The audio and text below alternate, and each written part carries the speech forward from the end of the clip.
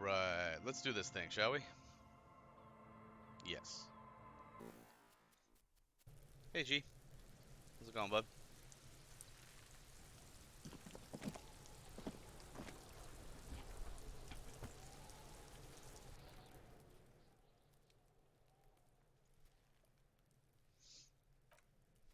Do, do, do, do, do. Alright, let's see what we were up to. We tried to shoot down the body and failed.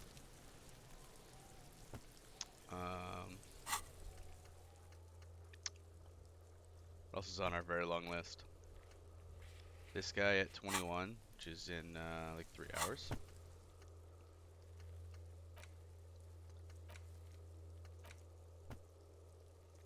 Still have not found a way in there yet. Hey, Mars. Good to see you. He is still up there. We did try to shoot him down. Hey, Sigma. Gotta narrow your eyes. That's how you know. That's how you know we're paying attention. But yeah, we tried to shoot him down and it did not work. Yeah, we're gonna get him down. No caller yet.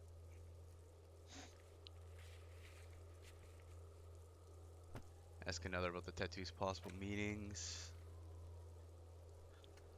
Still nothing on who put the clothes in the trash.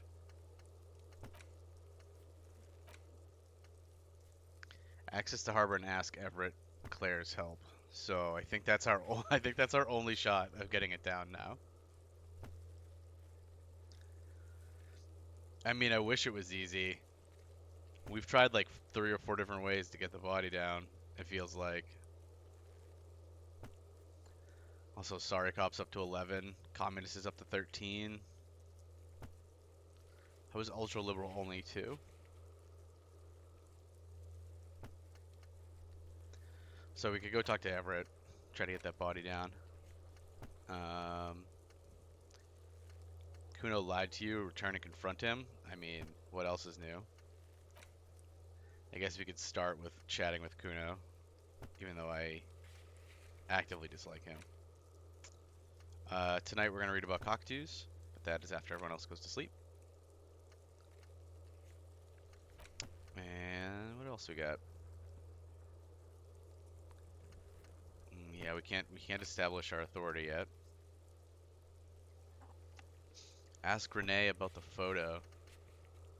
We could do that at some point. Oh yeah, we gotta figure out what's going on with the borscht.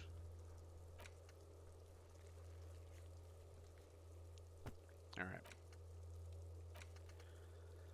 Well, Kuno's right here, so I guess we'll start with this jerk. Yeah, exactly. Kuno doesn't care. What'd you say about Kuno? Kuno lied. That's what we said about Kuno. Goddamn Kuno. Alright. Everyone prepare yourself. Incoming Kuno. Fuck does Kuno care? I like that he starts with that. Let's see.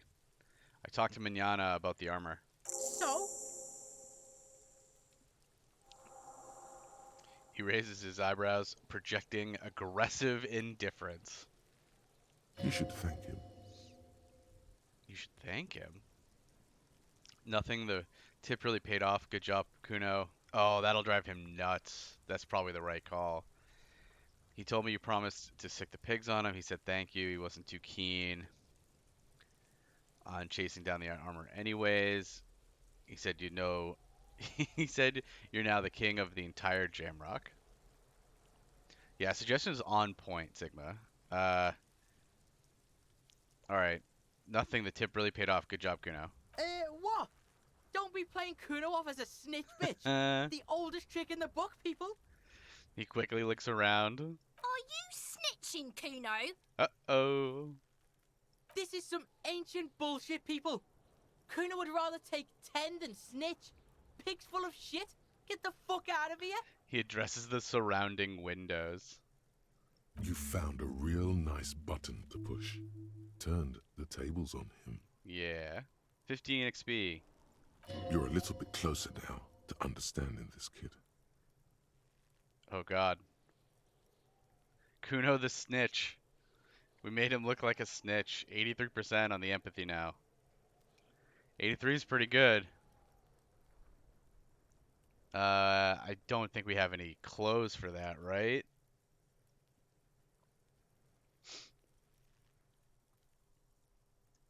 I'm pretty sure we have all of our empathy clothes would be on. Yeah, no, we don't have any clothes. I don't think we do. I mean, I guess we can look. It doesn't hurt to look. Kuno doesn't fucking care. Kuno, he just doesn't care. He just super does not care. Close. I forgot what it was. Empathy? We're looking for empathy close. Suggestion and spirit to corpse. Alright. Alright. Let's give this a shot with the Does Kuno care? 83%. Come on, game. Don't XCOM me. Figure out what's going on with this kid. It's not Kuno. Yeah. It's Kuno S. It's not Kuno, it's Kuno S. We did crit. Look at that. We totally crit. Our total was 21. We only needed a 14. Nailed it. It's having lady troubles with Kuno S. Interesting. How? Act on it. Try and separate them. Yeah, exactly. That's the only way, G. We either win by critting or we lose by exactly one. Interesting how. Kuno S is by far the worst of the two. Kuno has no problem being near you, but the other hides behind the fence, afraid for her life, like she's done something very bad. What's she been up to? Did something terrible. She came up with that psychopathic scheme of screaming for help before. Oh, that's true. I forgot about that. Kuno just wanted to talk to you about his name. Kuno S was the one who wound him up and directed him. Goddamn Kuno, you dumb puppet. Also, Kuno hasn't stopped talking to you, even enjoys it from time to time. When you talk to the other one, it's like talking to a cornered animal. She only hisses and says murder was the case that they gave her. Murder was the case that they gave her. Nice reference. All in all, Kuno respects madness. You cannot hope to outdo her on that front. True. You must win yourself a few minutes with him alone. Alright, let's act on it. Try and separate them. Kuno, psst. Fuck you whispering about? He whispers back. He's whispering too. He's going with it. Oh, look, But watch what happens. I hunched over. I hunched over to listen to the whispering. Kuno S is gonna freak out. Watch. Fuck you whispering about. God damn it, Kuno S, you're the worst. If Kuno wants to whisper, he's gonna fucking whisper, okay? Let's whisper, pig. He turns his back to you and hunkers down. He turns back to you and hunkers down, excuse me. This is it. You've got him. But be careful. You can still fuck this up. Oh, God. Don't make Kuno look bad in this. Okay, this is it. We've got him, but we have to be careful. Don't make Kuno look bad. Oh, but I'm so good at it, G. All I do is screw things up. I'm an apologetic clown, and all I do is screw things up. Kuno, listen to me. She's trying to control you. You gotta get out of here. What's up with her? She's terrifying, crazy, scary. Phew. Am I glad she's out of our hair? She's fucked up. Oh, no. Oh, no. Yeah, what does Kuno want? He likes her because she's crazy. Ugh.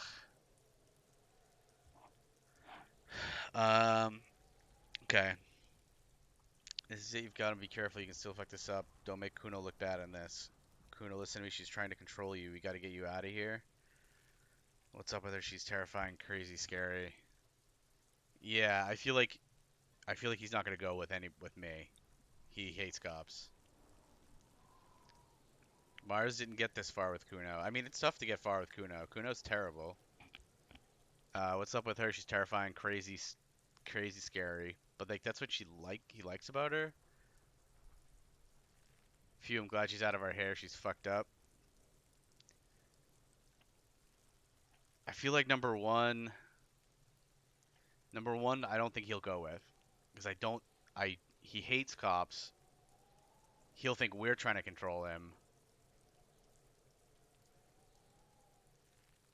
What's up with her? She's terrifying, crazy, scary. Yeah, I'm between 2 and 3, I think. I don't know. I guess we can throw it your way. See what you folks think. I can see it in the comments, but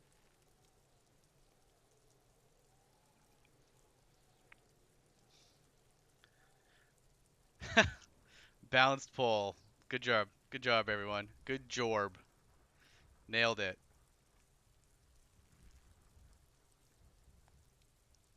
Perfectly balanced poll. Great work, everybody. Huh.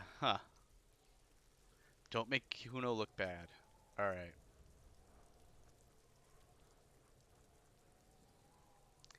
What's up with her? She's terrifying. Crazy stuff. Crazy? You don't know the half of it.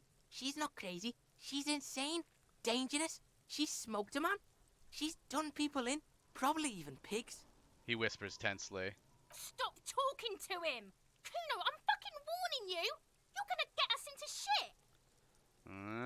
She understands what you're trying to do. She's smarter than she looks. Yo, see? Did Kuno not tell ya? Kuno told ya. Kuno talks to whoever he wants. He pops his head up. Talk, pig. Kuno's got it under control. He hunches down again. You did it. They're separated. He's even turned his back to her, Oh, so she man. can't read his lips. Oh, man. What do you mean she smoked someone? You think she has anything to do with the dead man? You said she's insane. What's that language she uses? Is she your sister? How are you dealing with all this? Do you think she has anything to do with the dead man? Yeah, she would have liked to fuck him up, but she didn't. Kuno wasn't around, and C was with Kuno. Where were you? Look, Kuno's gonna put you at ease. We didn't do it. I mean, I know who did it, but I'll take the experience. He speaks the truth, my liege. Thanks, Drama. You can call me Liege anytime you want. We are in. We are in. We finally can ask Kuno questions. We succeeded on a drama check. What do you mean she smoked someone? Kuno means she killed someone. That's right. C's a killer. Like, actually a killer. He stares at you intently. Really? Isn't she too small to overcome someone? You serious about the killing business? What if she has Kuno? That would explain things. You serious about this killing business? Killing is serious shit. Kuno's always serious about the 488. The 488. She's probably killed a pig too. I mean, I'm pretty sure she has. Come on, she hasn't killed police officers. Okay, how many cops has she killed then? Okay, how many cops has she killed then? Forget Kuno said that. Kuno was just shitting. Kuno was just running his mouth. Kuno's stupid like that. He feels eyes in the back of his head and stops. The creature peers at you both from over the fence. There is something searching in her eyes. You said she's insane? Yeah, she's psycho. None of that kiddie psycho. Cat burning shit. She does the real deal. He leans in even closer. What's the real deal? Snuff radio shit. Believe me, Uh-oh. pig, you don't want to know. Uh-oh, snuff radio. Is she your sister? Fuck no, she's not me sister. She's just a stray who got in. Like a mad dog or some shit. Stray? Yeah, she was just there. He points at the apartment building behind the fence. What was that, Kuno?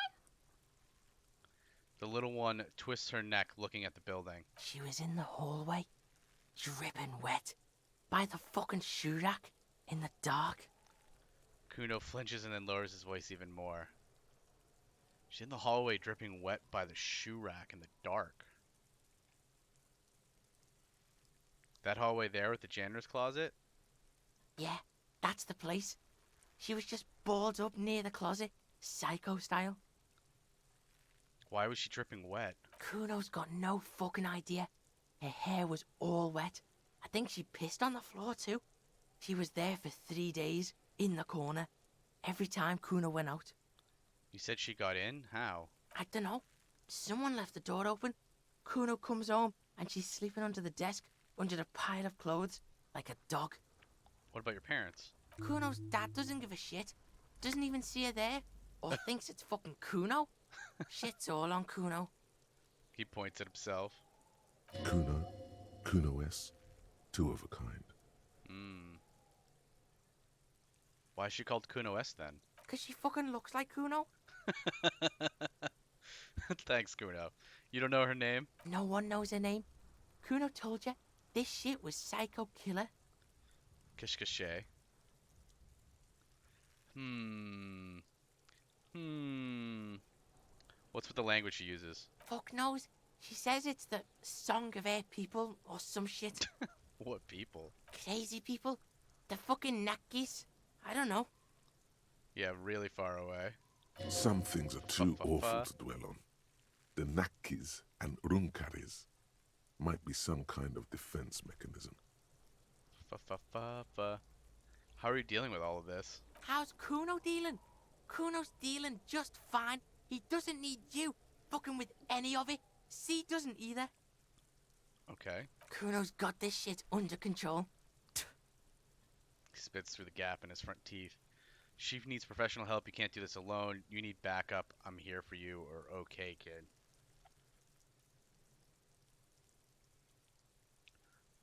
I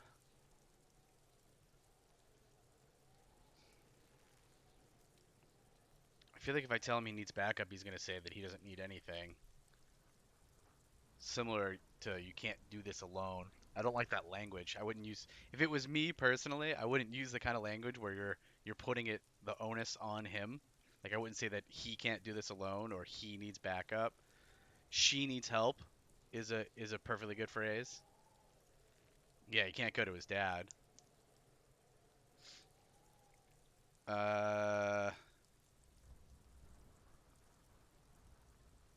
She needs professional help. You can't do this alone, or you need backup. I'm here for you.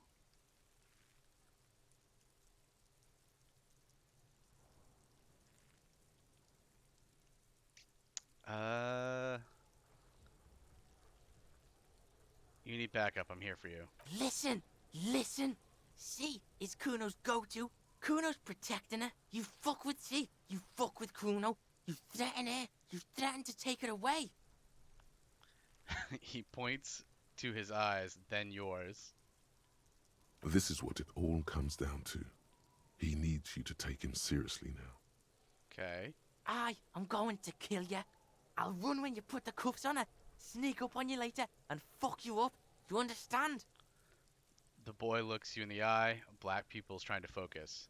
Understood, Kuno. I can respect that. Who are you kidding, kid? You can't take down a man several times your size. You'll end up dead yourself.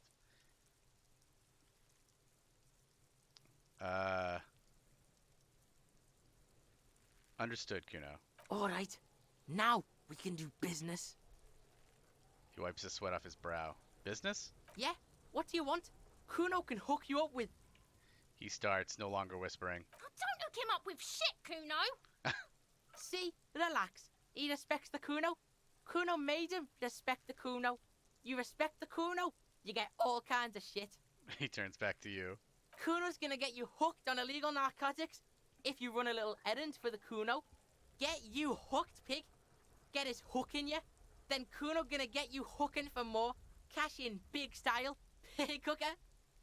Alrighty. See, it's tension and release with Kuno. Now we releasing. The pan buying shit, that's on now too. 90% discount for Kuno's pig. Oh, shoot. Kuno can flex. The pants are cheaper. Kuno can flex. 90% discount. Look at that Kuno flex. Kuno flexes for hobos. Kuno sees you're in need. Yeah, okay, I'm kind of a hobo. We need them pants. He spreads his hands like a baker presenting the goods. A smile spreads across his flushed face. Oh, it's only 15 for these sweet old pants. Plus one to savoir-faire and plus one to physical something or other. Well, we can't afford the... There we go. Plus one to physical instrument. Now that's a good deal for those pants. We just need another, what, $8? We need another 8 real? No. We need to make sure we always have 20 so that we don't, so that we always have a place to stay. But if we run into some cash buying these pants. What was that about running you an errand and illegal narcotics, Kuno? Kuno gets it from his dad. Kuno and his dad are major suppliers. That's where Kuno gets his lightning on. His eyes bulge. Their veins reach out like tree branches. Jesus. That's where Kuno gets his lightning on. I love that he's just like talking to a cop like, yeah, we sell drugs. We sell all the drugs. We get our lightning on. Problem is, Kuno and his dad had a little falling out. Now junkies clawing at Kuno's door. Streets going mad. Kuno's got to throw his dirty popo man at it. You want me to go beat up your dad? His dad sounds like some garbage anyways, so... Okay. Dirty popo man is you. In there is Kuno's violent dad on steroids. Kuno's dad does steroids and speed. If you can take him, you can have half of the speed. He nods at the building behind him. I love it. We've got a violent dad on steroids, and if we can take him, then he'll give us... He's on steroids and speed, and if we can take him, he'll give us half the speed. We're not even drug mules at this point, G. We're like enforcers for a drug dealer. Who is your dad, Kuno? Kuno's dad is a fucking monster. He's the most violent man in Revachol. He doesn't give a shit about a single thing. He drinks too. He says proudly. Are you sure you can take on the most violent man in Revachol? No. In your condition? I'm sure that I cannot, actually. How much material are we talking about? Like half. He says very confidently. Half of what? A baggie, but like in this vial. That's not very much material at all, or I've made up my mind. That's not very much material at all. Fuck you talking about half a G? This shit is giant grade A shit. So clean you can barely see it. You can barely see it because there's barely any. Thanks, visual calculus. You can barely see it because there barely is any. What did I just get? Oh, did this just finish? I bet you this just finished. Right? No. Oh, breakthrough imminent. I see it now. It's about to finish. I've made up my mind, Kuno, and this is what's gonna happen. Okay. Kuno's listening. I'm going in there all guns blazing to get that speed because I need it. I'm gonna go in there, but not for the speed. I'm going after the most violent man in Revachol. I'm going in there for justice. I'm a narc, Kuno. I'm going to confiscate that crap. I'm going in there for justice. I'm a narc, Kuno. I'm going to confiscate that crap.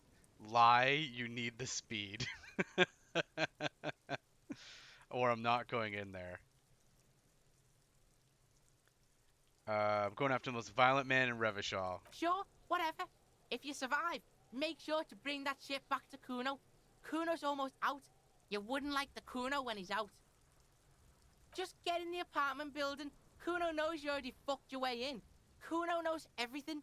He aggressively points at his eyes. Go to room 12, first floor, and kick down the door. Police violence style.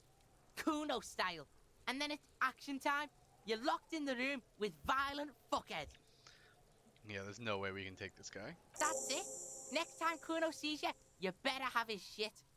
Split a kilo with Kuno. What the hell are you signing us up for here? I'm going to kill Kuno's dad. I'm a bad addict cop, and I'm going to get my fix. Come on, Kim. Whisper. Obviously, I'm not going to take it. We need to get drugs away from a minor. Yeah, we'll do that. Okay then. He concedes. Alright, we're off. Kuno doesn't fucking care. Yep, he doesn't. Kuno, in fact, doesn't care. Remote Viewers Division. Oh yeah, because we're a psychic. It is done. You've broken loose from the confines of modern science and into the vault of extrasensory knowledge from exotic cultures. Mankind has always searched for a means to break the shackles restraining the mind. Some practice meditation. Some take like a ton of DMT. You apparently only need to rub your temples, and bam, the ether opens before you, presenting its dark secrets. Entities in the void, making contact. Definitely not just because you're rubbing your temples and talking to yourself. Definitely not. Big fan of this right here. Some take like a ton of DMT. Oh, I forgot to look at the bonuses.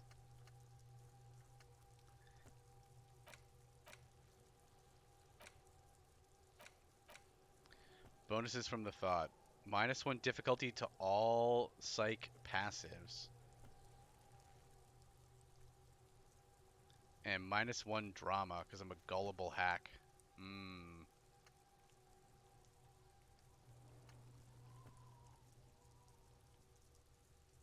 Is Joe Rogan taking all the DMT? Is that what's happening? What was good? What do you mean what was good? Yeah. I'm a little sad about the -1 to drama. I mean, what are you going to do? But -1 difficulty to all psych passives, I assume, are like the random checks that happen, like mid-conversation. Really leans into the psych.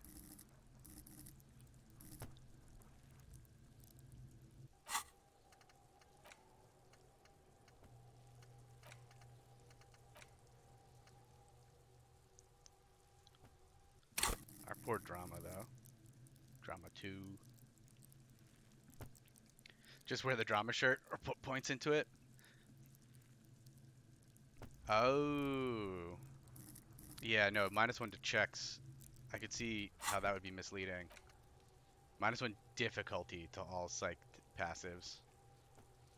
Which is like kind of random. Why didn't they just give you +1 to all psych passive checks instead of like why did they write it a different way, you know?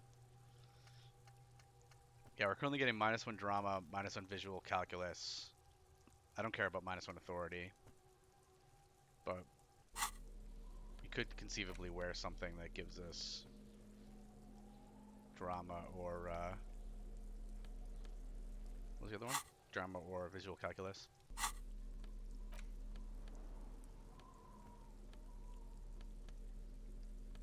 If we had any.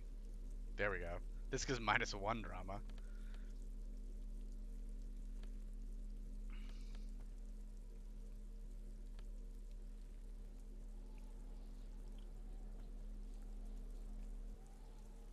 Need a drama authority piece to even out the this nonsense. I'd rather have a drama visual calculus piece. A sexy cop outfit. What? My mesh shirt isn't sexy enough for you? Look at that sexy mesh shirt. We do have some stuff that we could sell if we wanted to buy those pants. Oh, I forgot we have to turn this in, right? We have to go to the local Fritz store.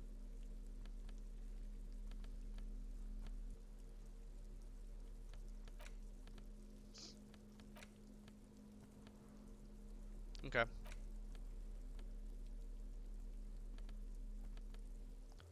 Cool, cool, cool, cool.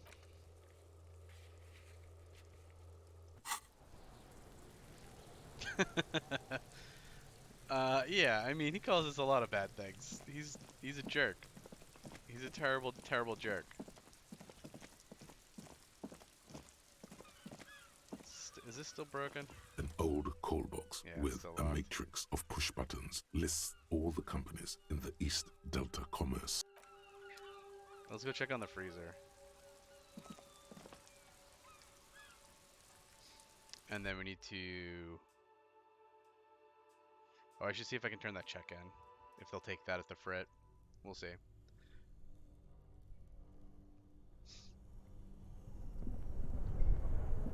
you still really hard? This orange machine is dead Yep. still. It has a hand-cranked ice cream churner and an electric freezer. The ice around it slowly melting. Pry bar is not strong enough kind of implies that we need something stronger, right? Like we need a better tool.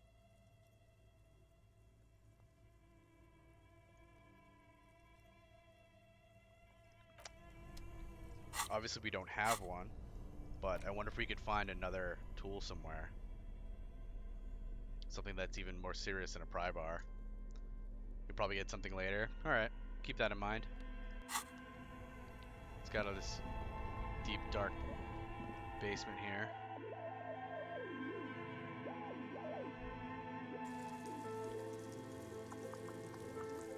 Let's see if we can get the frit check, and then I want to check on the gumbo or whatever that's being made in the kitchen of the Whirl and Rag. Also, I want you to know that I just almost went to press R to put these things away because I'm so used to playing Valheim. And I was like, oh, I'm sprinting. I want to go faster. I should put all my items away.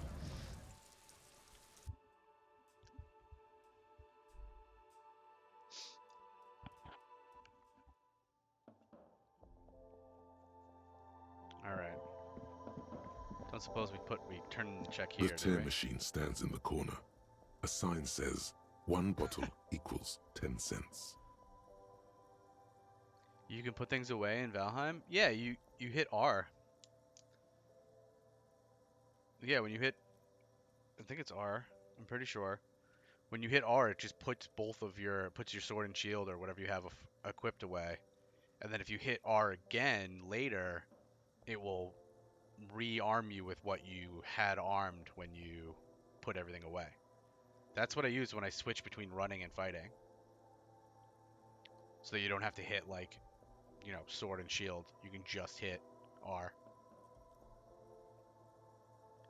If I have a sword and shield and go in water, which unequips everything, I think it does. I'm not 100% sure. I know if you use R to put it away, and then you use R to take it back, that it definitely works. I'm not sure if you get de-armed by water, if it still works.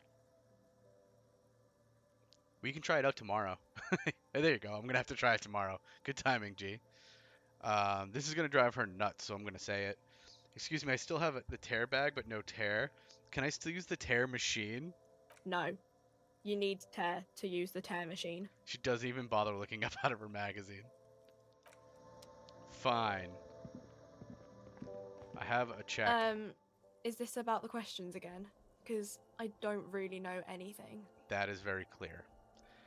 I need to exchange this novelty check for cash. Give her the novelty check and gain 25 real. Wow. I didn't know you worked for the union, sir. She rolls up the giant novelty check before. Looks like she's seen it before, excuse me, and slips it under the counter. All right. Anything else I can do for you?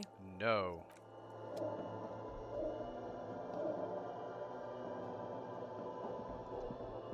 So I think we already paid for our room tonight. I'm pretty sure, which means that we should definitely buy those pants. But we're going into the Whirlwind Rag right now to go check on the borscht. Thank you for the reminder, G. And so we can check and see if we paid for tonight. I think we did.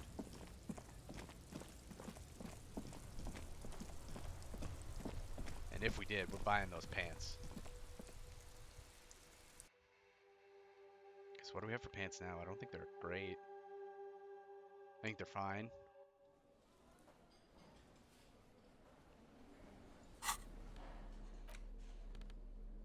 We're currently wearing jeans, +1 electrochemistry for -1 reaction speed. It's fine. And then the trousers do kind of the opposite. -1 savoir faire for +1 electrochemistry. Oh, they both get +1 electric chemistry, and they both subtract from a yellow. Can buy the pants. Definitely want those pants.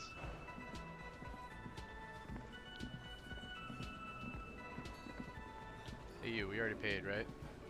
Can I help you? Yeah, the guy has a couple things for sale over in the corner there.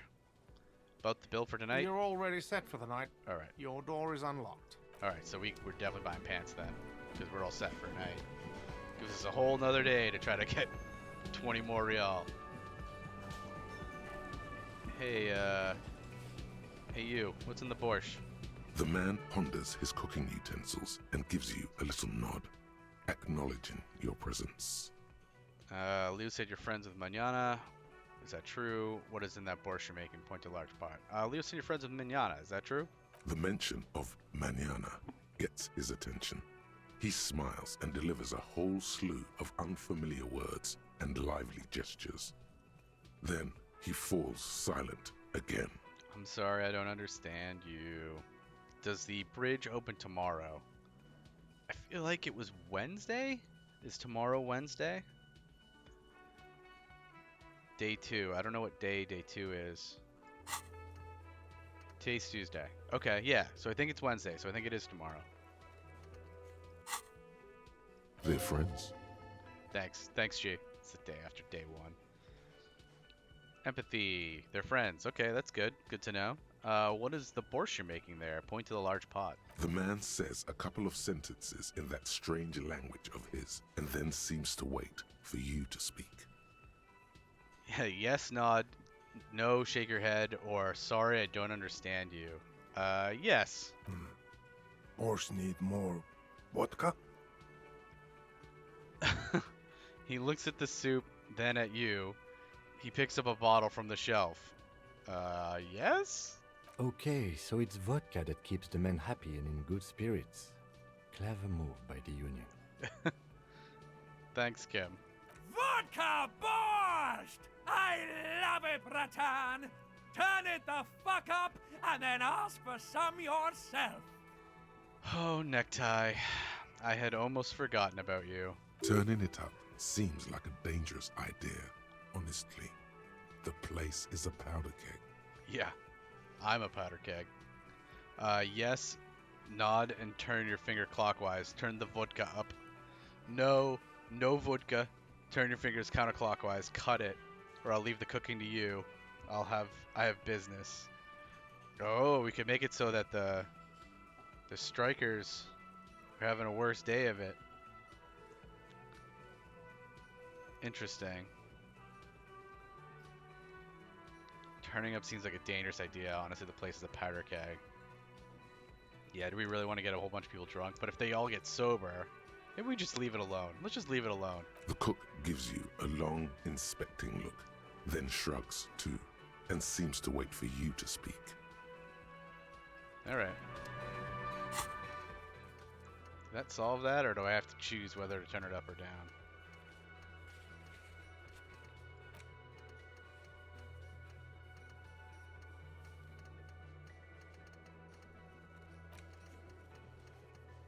Anybody see anything? I think maybe it's done.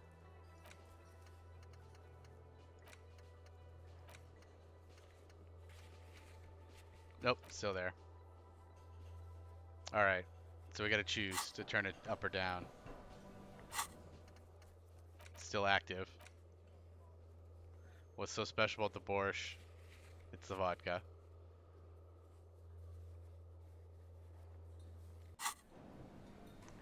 Looks The like we man have to make a ponders decision his about cooking it. utensils. The man says a couple of sentences in that strange language of his, and then seems to wait for you to speak.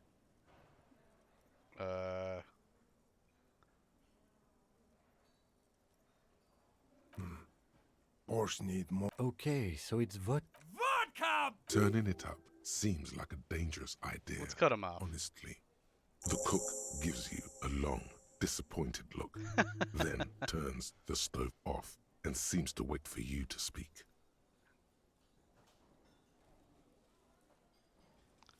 Give me that experience.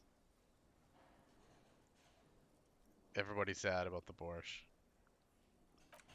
Sorry, folks. We finished it. Alright. So let's go buy those pants. And let's go ask him to take the body down.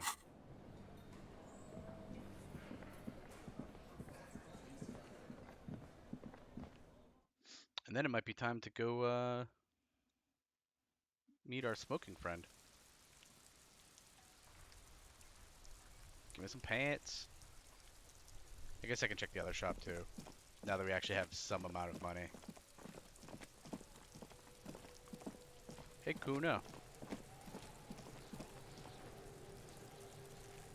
Fuck does Kuno care? I want these $15 pants. They're so expensive, but they're good. Here, pig. We're fun now. Performance buddies. We're performance buddies now. Kuno unzips his jacket again and pulls the pants out of the plastic wrapping. Kuno can already see you soaring through the air like a fucking eagle. Pig's in Kuno's debt now. Money debt. He looks at you with pride. Alright, goodbye, Kuno. Kuno doesn't fucking care. We know, Kuno.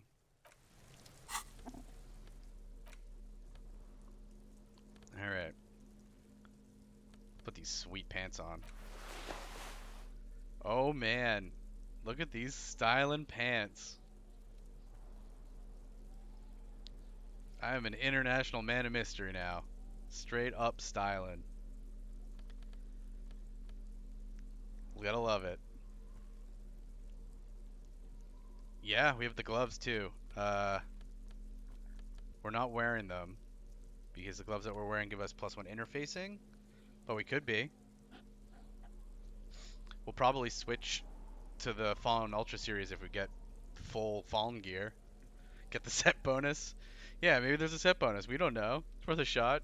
Got to catch all the Fallen equipment. Got to catch them all. Fallen human, right? All right.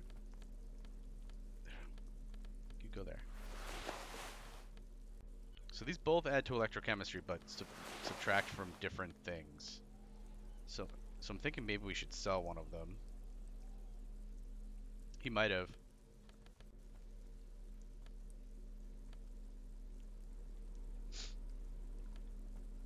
I think we don't need one of these pants. One of these pants I think we can sell. Because they both add to electrochemistry, and it doesn't matter to us what they reduce, right? Because we're going to wear these whenever we're not needing to do something. So those are pretty good. So which one looks better? It might matter at some point, you think? Alright. I guess we can hold on to it until we need either space or money. What did this add? +1 savoir faire and +1 physical instrument. That's pretty good. Pretty good. Alright. Let's go check that other guy. I do see the scroll bar. Is it? I wonder if it will actually scroll down. It's infinite space. We're wearing the largest backpack. That guy's over here.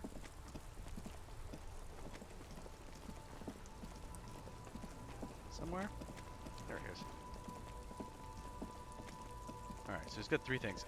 Oh, we should buy that radio, right? Coming back! That's good, officer! Keep browsing those clothes, keep saving that economy. Alright, he's got a windbreaker that gives +1 composure. You find your hands. Economical, but also... So windbreaker, I assume, is jacket. I'm going to give +1 as a composure.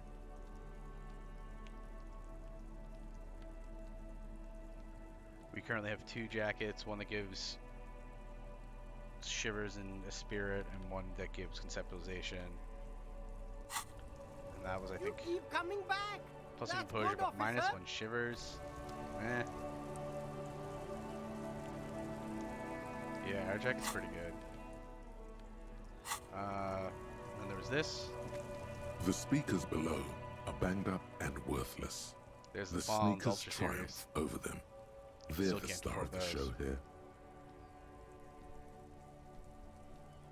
Oh, we can't even buy. Oh, is it? I wonder if it's locked because of money. It's probably locked because of money. +1 reaction speed, +1 hand-eye, -1 encyclopedia. And it comes with a free speaker. The shine on these sunglasses lasts a lifetime, officer. 100% guaranteed. Yeah. Oh, there might be better sunglasses if we up our conceptualization. It's currently locked because we failed it.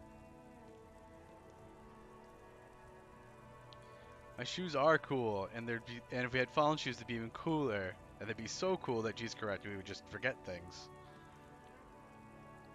I got distracted by my own shoes. +1 electrochemistry for sunglasses. Straight +1 perception for the visor, which I assume takes the glasses slot.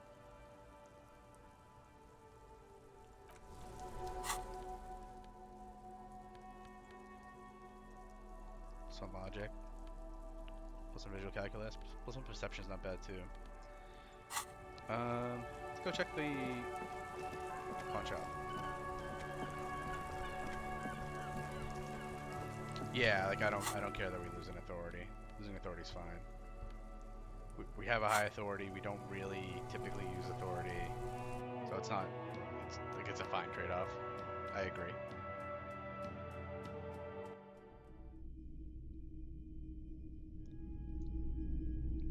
Here's this trippy place again. Let's talk to our mans. Hello again. How can I help you? Oh, we have so many electrochemistry pieces now. They're all in the same spot, though. By the way, do you happen to have any guns like the ones carried by the officers of the Citizens Militia? Someone else came here earlier today asking the same question. I promptly sold her the gun you pawned a couple days back. God damn it. Also, when we came through here, you didn't want to mention that I had pawned up my gun to you a couple days back. You didn't want to say like, hey, like, I see you buying stuff.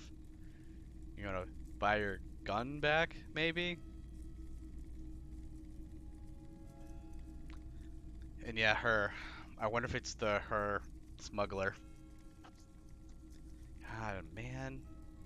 The lieutenant shifts from one foot to another, alert. Wait, I sold you my gun. Was a buyer a policeman too? At least now I know how I lost my sidearm. Let's talk about something else. I sold you my gun? You... With Kim here too. That just sounded really, really bad. Yeah, I know. It's fine. You were adamant about getting rid of it, officer. Said you were undeserving of a service weapon of the Revachol Citizens Militia. He hesitates. And I don't like keeping guns around the shop for long. Off the charts photon emissions. The unhealthy kind. Fair. He's not telling you the whole story. It seems he's trying to spare you. I wonder if I pawned my gun so that I wouldn't have access to it when I was in that state of mind that I was in. He's trying to spare you. I feel like there's something you're not telling me. He probably has a good reason for that. Drop the matter. He probably has a good reason for that. Let's drop it, because I think it's just going to hurt. And I think he's just going to tell me that I was trying to end it. Was a buyer a policeman too? She didn't seem like a policeman. Although she kept referring to herself as a pig, which was odd. I found her interest in the gun a bit obsessive, but I was just happy to get rid of it, and of her. Did Kuno S buy the gun? Truth be told, she was terrifying. Does Kuno S have our gun? Right, so let me get this right. You sold your sidearm, issued by the Citizens Militia, and now a civilian is running around the streets of Martinez with it? Yes, that's what happened, Kim. Miraculously, his face does not reveal what's happening inside. Oh, I'm sure he's fuming. There's only one explanation. She must be one of my rabid fans. Maybe she's a vigilante who wants to prove she can do our jobs better than we can. I don't like it either. What if she intends to commit a crime and blame it on the citizens militia? I'm sorry I sold my gun. More sorry, cop.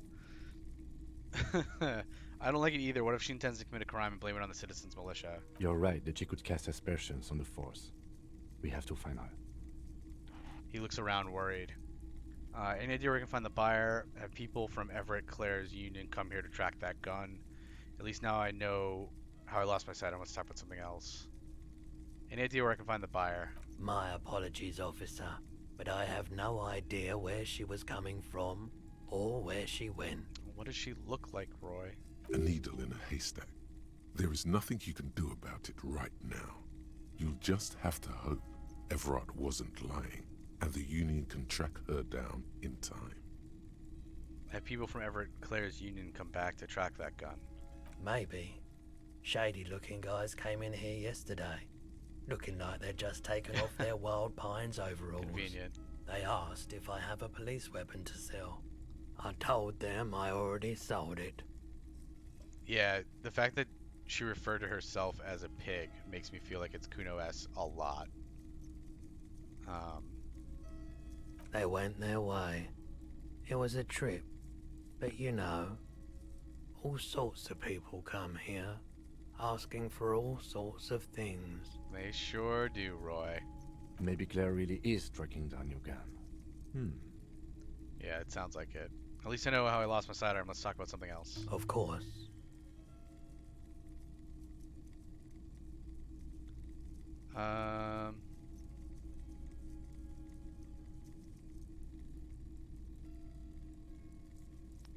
Something else to sell? Sure. Let me have a look. Let me check my pockets. Anything else you're thinking of selling?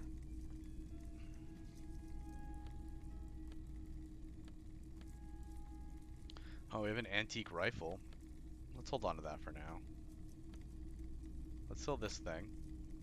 Another postcard. And we'll sell this postcard. There. Couple bucks. Another time, perhaps. I love that that's like, they're not just like, oh, you go to a store and sell all your crap. They're like, no, it's a pawn shop. You're pawning your items. There isn't just some store that's willing to buy your random postcards. You have to go to a pawn shop.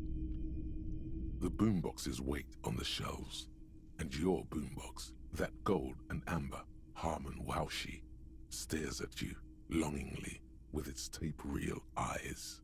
$12 for the tape player. I kind of want it. 12 real. I'm getting it. I want to buy this boombox. And here you are. Quality sound reproduction on the go. It'll play anything, wherever. Turn any tape into a conversation of sounds and shapes. Awesome. Let me see this thing. Oh, it's a tool. Ooh. Ooh, it's a tool. That's exciting. This is the real boombox. This is the real boombox of everyone's youth. A little banged up, a little chipped, and honestly, not that loud either. Looks cool though. Excels at being carried on the shoulder, allowing you to play audio tape items and blast music into the face of unsuspecting strangers. Cool. Yeah, it plays shapes. What does that? You're not used to playing shapes with your boombox? Look at this. This is how you while out, while and styling.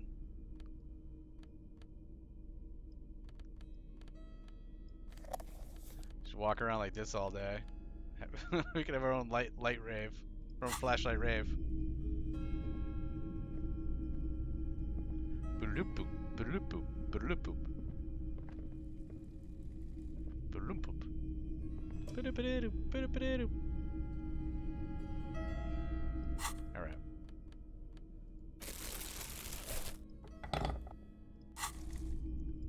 What does it say here? All the old boomboxes are there, blinking and waiting to whirl. All but one. Yours. All but mine. Is there more stuff to You buy see here? rows of toy soldiers guarding the rest of the trinkets displayed on the table. This We set got of all that. soldiers You're probably... I think their poverty has been exaggerated for effect. Maybe... He seems to have his... So the only thing left to buy in here is this thing, if we want Typical Martinez streetlight sits among 700 assorted floor and real. table lamps.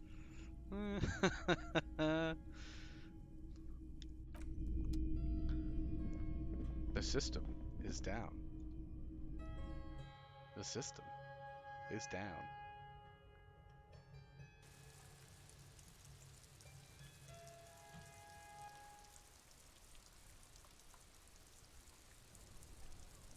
All right. What's next? Should we go see if Kuno S has our gun? Kinda want to see if Kuno S has our gun. I suppose this check unlocked, did it? A crumpled billboard It did. reading, Samaran butter soaks in the canal. Two ugly lines mar the bright countenance Visual of a calculus? blonde boy. What do we have? Do we have any visual calculus stuff? Blue? We have a lot of conceptualization. Oh, his sunglasses. Okay. Boom.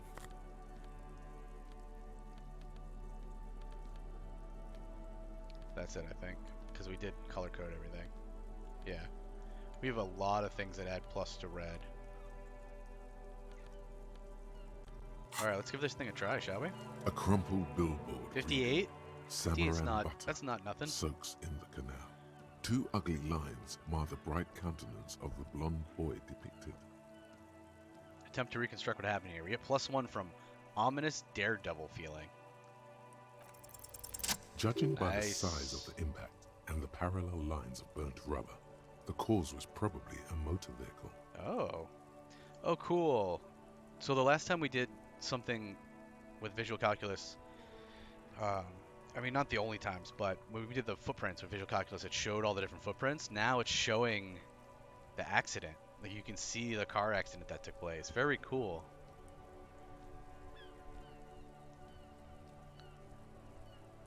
Oh, did the shoe through the window do the same thing? I think you're right. I like that this is a very cool thing that they did here. Also, I think I remember seeing some tire tracks in the mud over here. I'm pretty sure. Look at all this stuff we can look at. Look at the crater. Side slip marks indicated that the vehicle was traveling up the crater at 35 kilometers an hour. Is that fast? Look at the roof of the shack. The black marks on the roof indicate that the vehicle vaulted from the crater to the roof of the shack. He launched himself off of the pawn shop. This dude went wilding out and launched himself off of the shack.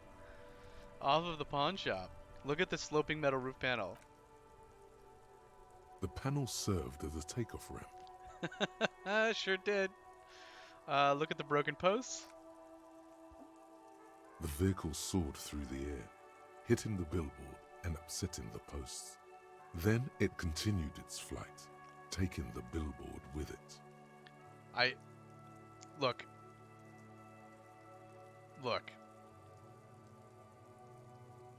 Yeah, you're right. Yeah, you're right. It's probably me. It's almost certainly me. This is probably my station issued vehicle. Right? Kim came in one of these.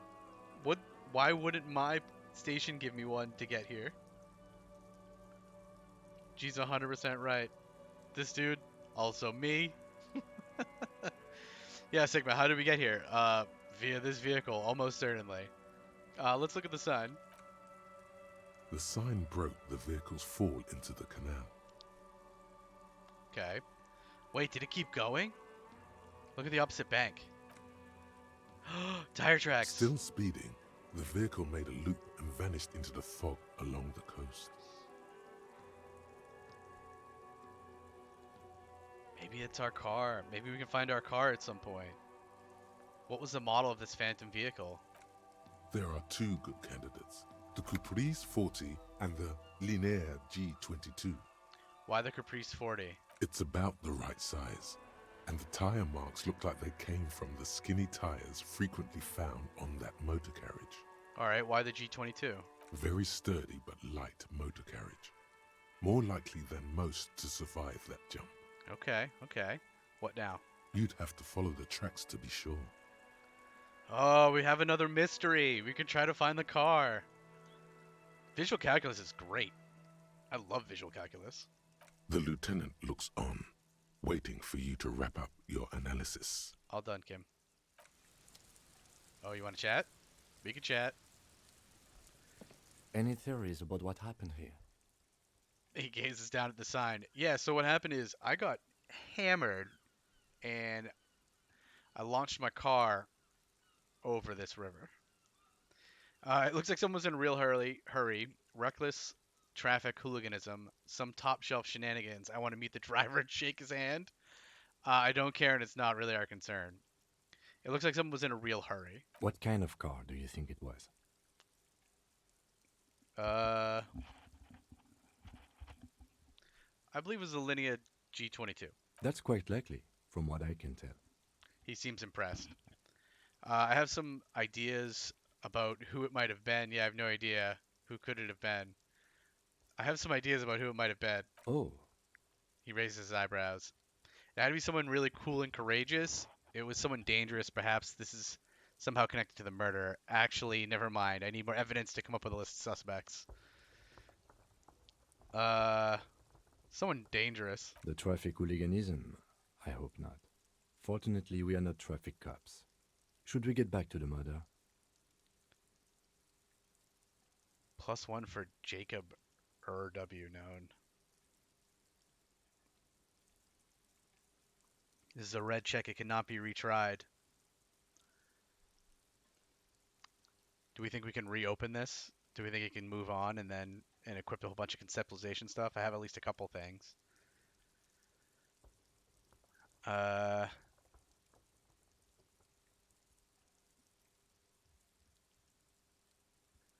That's unfortunate. I don't think we could with the gun. You're right. As soon as I left that check, that it was no longer an option. That might be the difference between red and white checks. Is the white checks you can come back at any point, even if you fail them. The red checks, you just get the one shot in that current conversation. All right, let's give it a shot. We failed. You've thought of a very touching story. Missed by 1. It's shit though. It's okay. I love shit stories. Maybe I shouldn't tell it if it's shit. Maybe I shouldn't tell it if it's shit. Nope, you're already telling it. Of course I am. The urge is strong, but you are stronger. We should bring this driver to justice. If we must. Poor Kim. I'm not expecting him to get far with this. The lieutenant consoles himself. He only said yes. He only said yes because he thinks that I'm going to forget about it in the morning. 100%.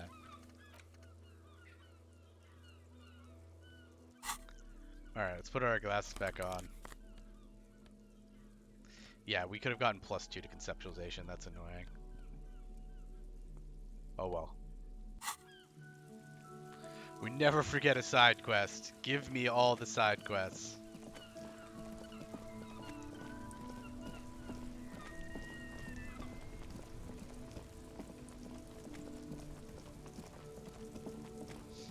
Alright, we're gonna go talk to our friend and see if he can take the body down. And by our friend, I mean Everett, that terrible, terrible human. Excuse me. Excuse me. The volume getting all wonky again. Fix your game, guys. Come on, fix your game.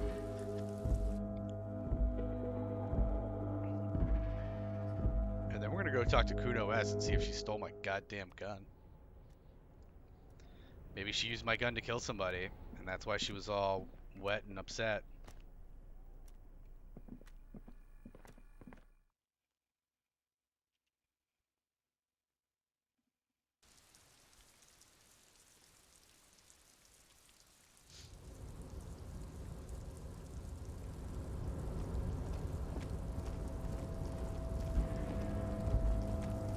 Hey.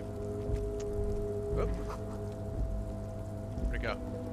All around you, great machines in... Nope, not getting that word. A composite eye of halogen lights watches you, emitting a low buzz. Interesting.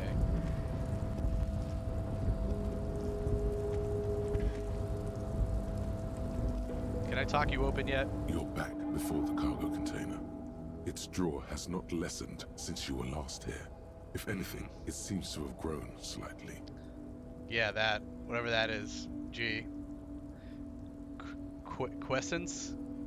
Quiescence?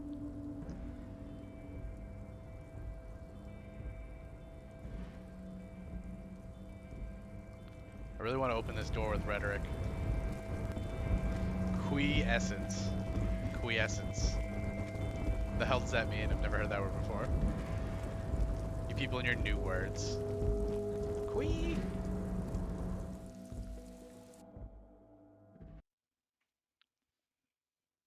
Here I am thinking I knew fancy words. I was wrong.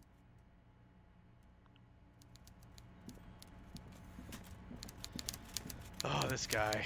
Oh, right. I gotta go around. Okay. Hey, you. Mr. Dubois, every worker... He leans towards you, waiting for you to complete a sentence.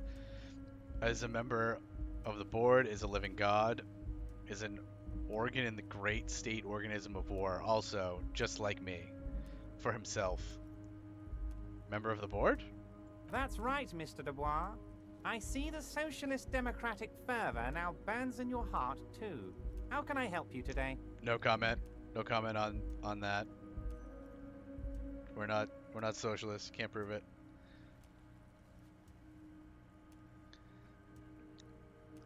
There's too many vowels in those words. I can't do all the vowels in a row. It turns out the strikers were being served an alcoholic brew. I stopped this madness. Let's not do that. Could you help me get a dead body down from a tree? You might have noticed there's one hanging on a tree behind the hostel cafeteria. You might have just picked up on that. Oh my. Don't take this question personally, but why would I get involved in this matter? 'Cause I said so. Mr. Clare, the man was hanged with a cargo belt. A steel-reinforced cargo belt. It's safe to assume the Union had something to do with the murder. Exactly. Besides, getting the body down would benefit all of us. It's a stain on the neighborhood. On your neighborhood. Also, I studied the footprints at the crime scene, worker boots. Yeah, the belt thing. Say nothing. You're a community leader. Help the community out. You're a community leader. Help the community out. I can certainly see how having him up there might start affecting some real estate values. He licks his fat lips and smiles. But of course, all joking aside, I am going to help you. He picks up the headset of a radio phone to his right, then clicks a button. Jean-Luc, my boy, I'm sending 2 police officers down. They have a dead body in a tree problem they need help with. Namely, they need it to be taken down. Yeah. And Jean, please take it easy with the race signs. That's a yes to getting the body down, no to the race signs. That's a yes to taking the body down and a no to the race signs. He hangs up and turns back to you. You can find Jean-Luc down at the gates. He's the big impressive one. You know, tattoos, muscles, ethnic looking. Can't miss him. Great guy. He's a great guy. His name is Measurehead or something crazy. Great. We're gonna use the giant racist to take this tree down. It's great.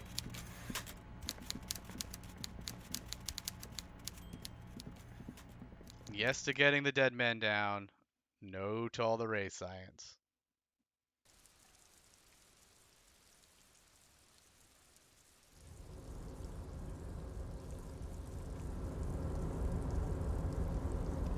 If you agreed with him earlier, he would have helped you on his own.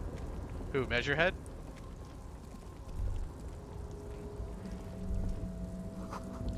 The musk of oil and rust comes from the chasm in front of you. Smells like blood.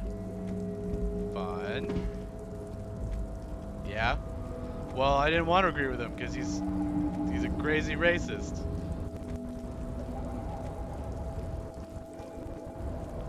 I need to go here. Gosh darn crazy muscular racist.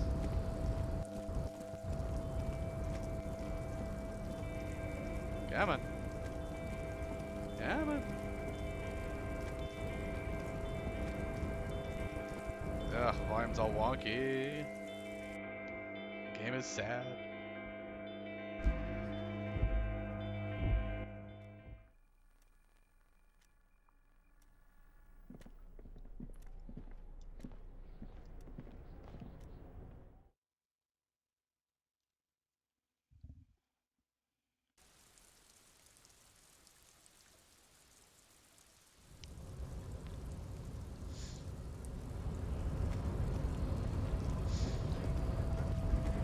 Hey, you. Your race descent has only worsened since I last saw you. You have really let yourself go. Yeah. I'm gonna leave you guys with this for just a minute. I'm gonna go and hit the head real quick. I'm gonna throw this on, I guess. I will be back in just 2 minutes. If you need a drink or you need to hit the head yourself, now's a good time to do that. I'll be right back.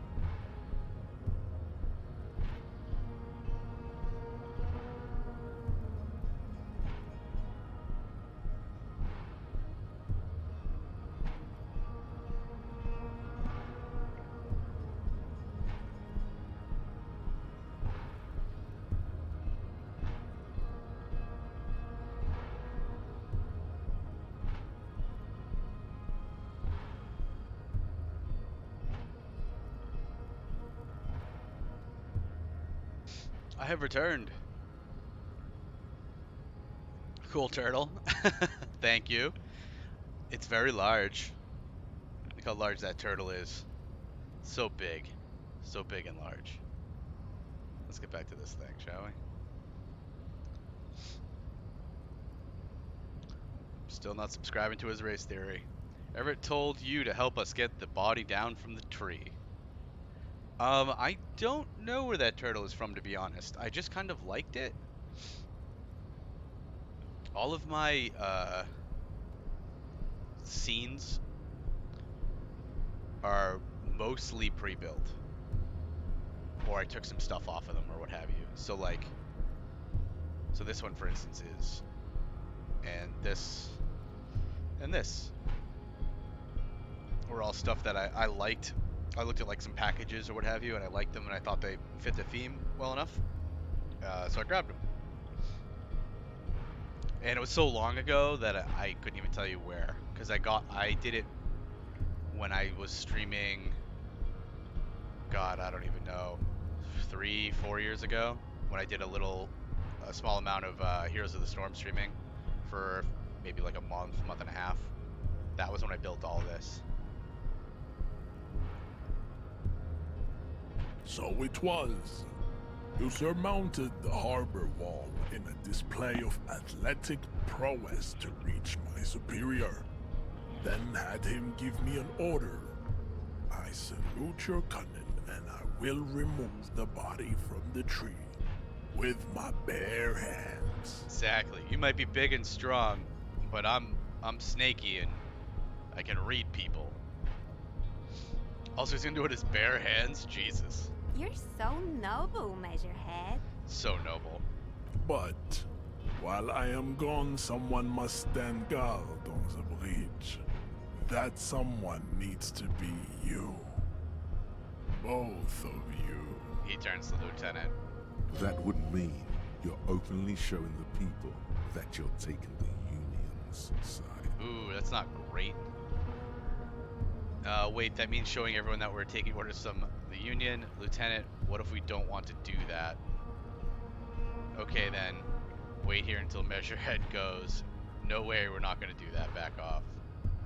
Wait, that means showing everyone that we're taking orders from the Union. Yes. That is precisely what it means, homunculus.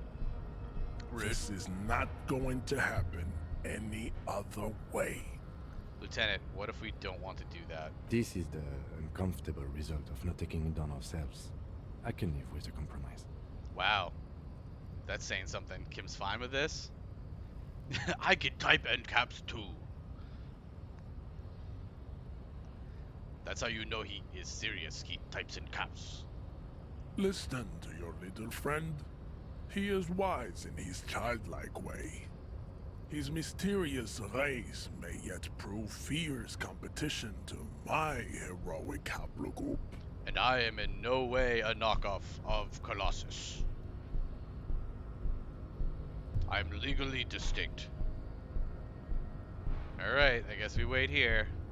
Babe, see that they stay here the whole time. What's she gonna do?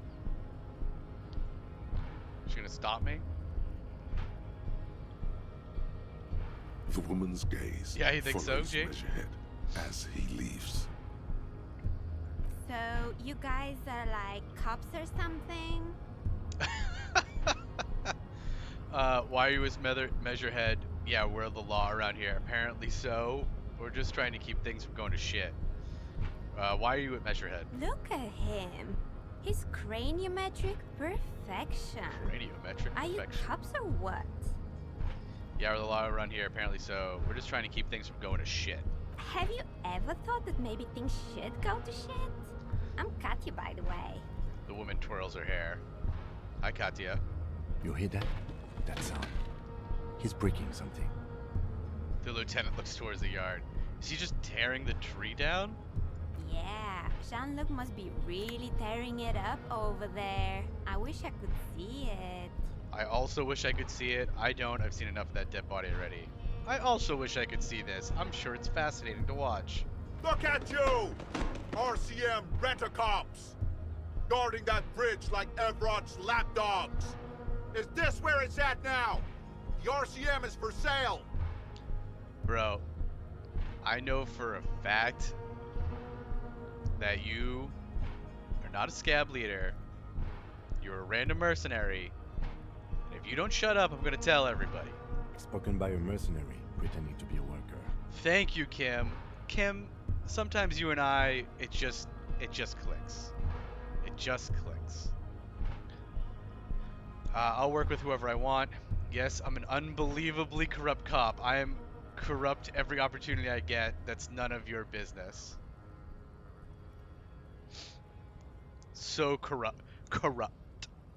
You're like a cop. So you're corrupt. I'll work with whoever I want. Yes, I'm corrupt cop. That's none of your business.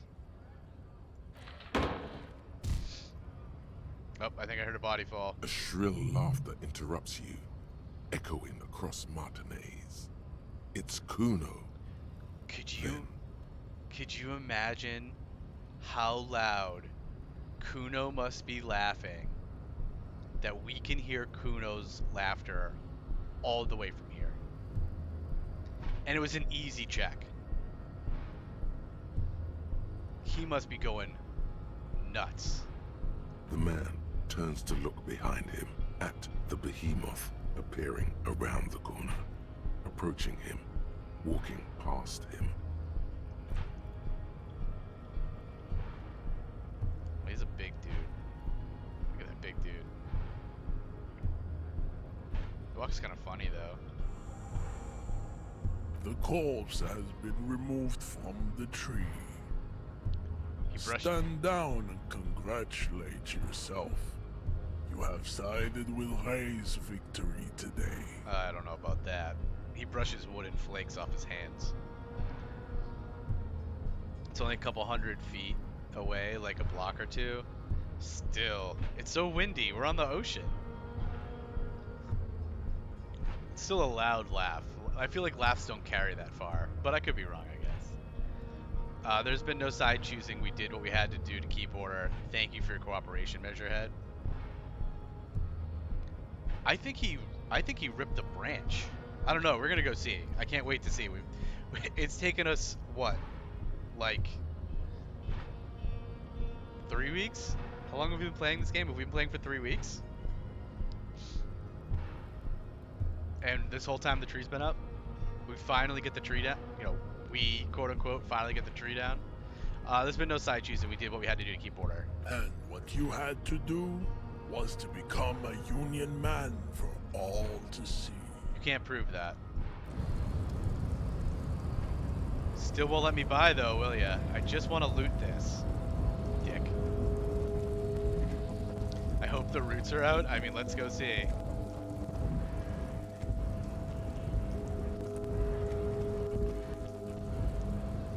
I do not understand this corner at all. There we go. Come on, come on. We can do staircases. Yeah, he's like, you're one of us now, but you cannot go into this box. Alright, thanks Gandalf. Appreciate it. Gandalf the Bolt.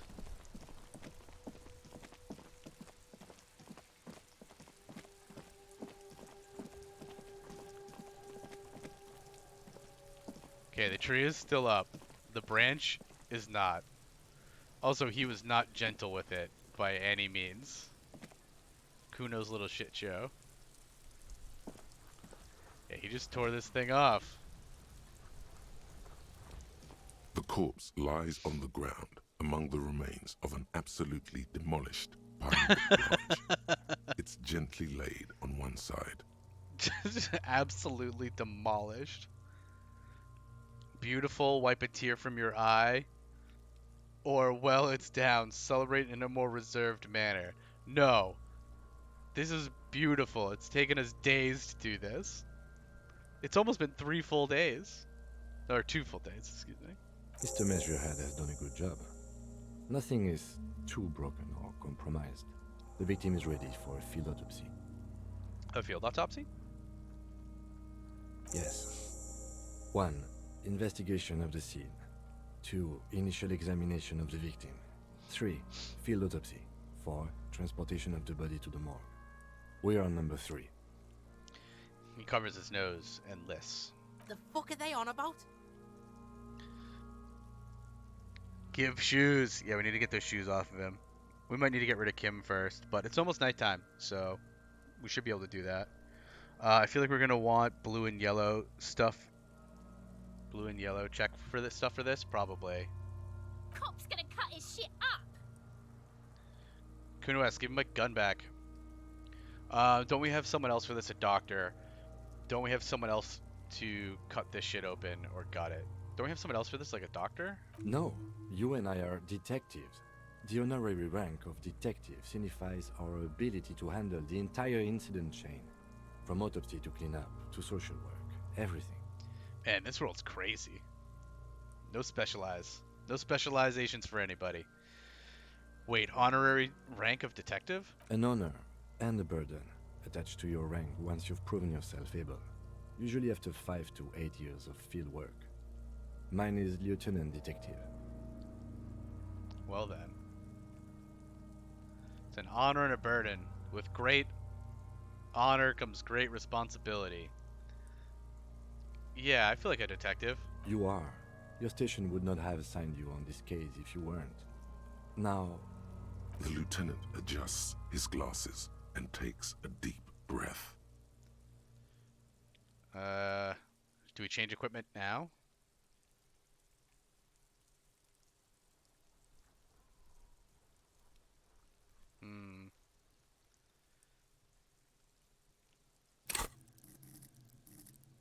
We have 3 skill points. Maybe we just roll with it.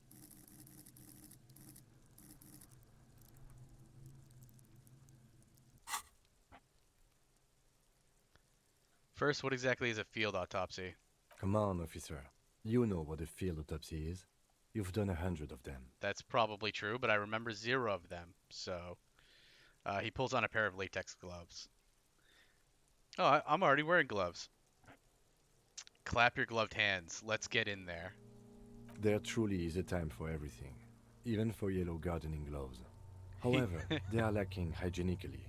I suggest you get in there in limited capacity. Okay, fine, but you nodded approvingly. Alright. I'll ask you when I need you to.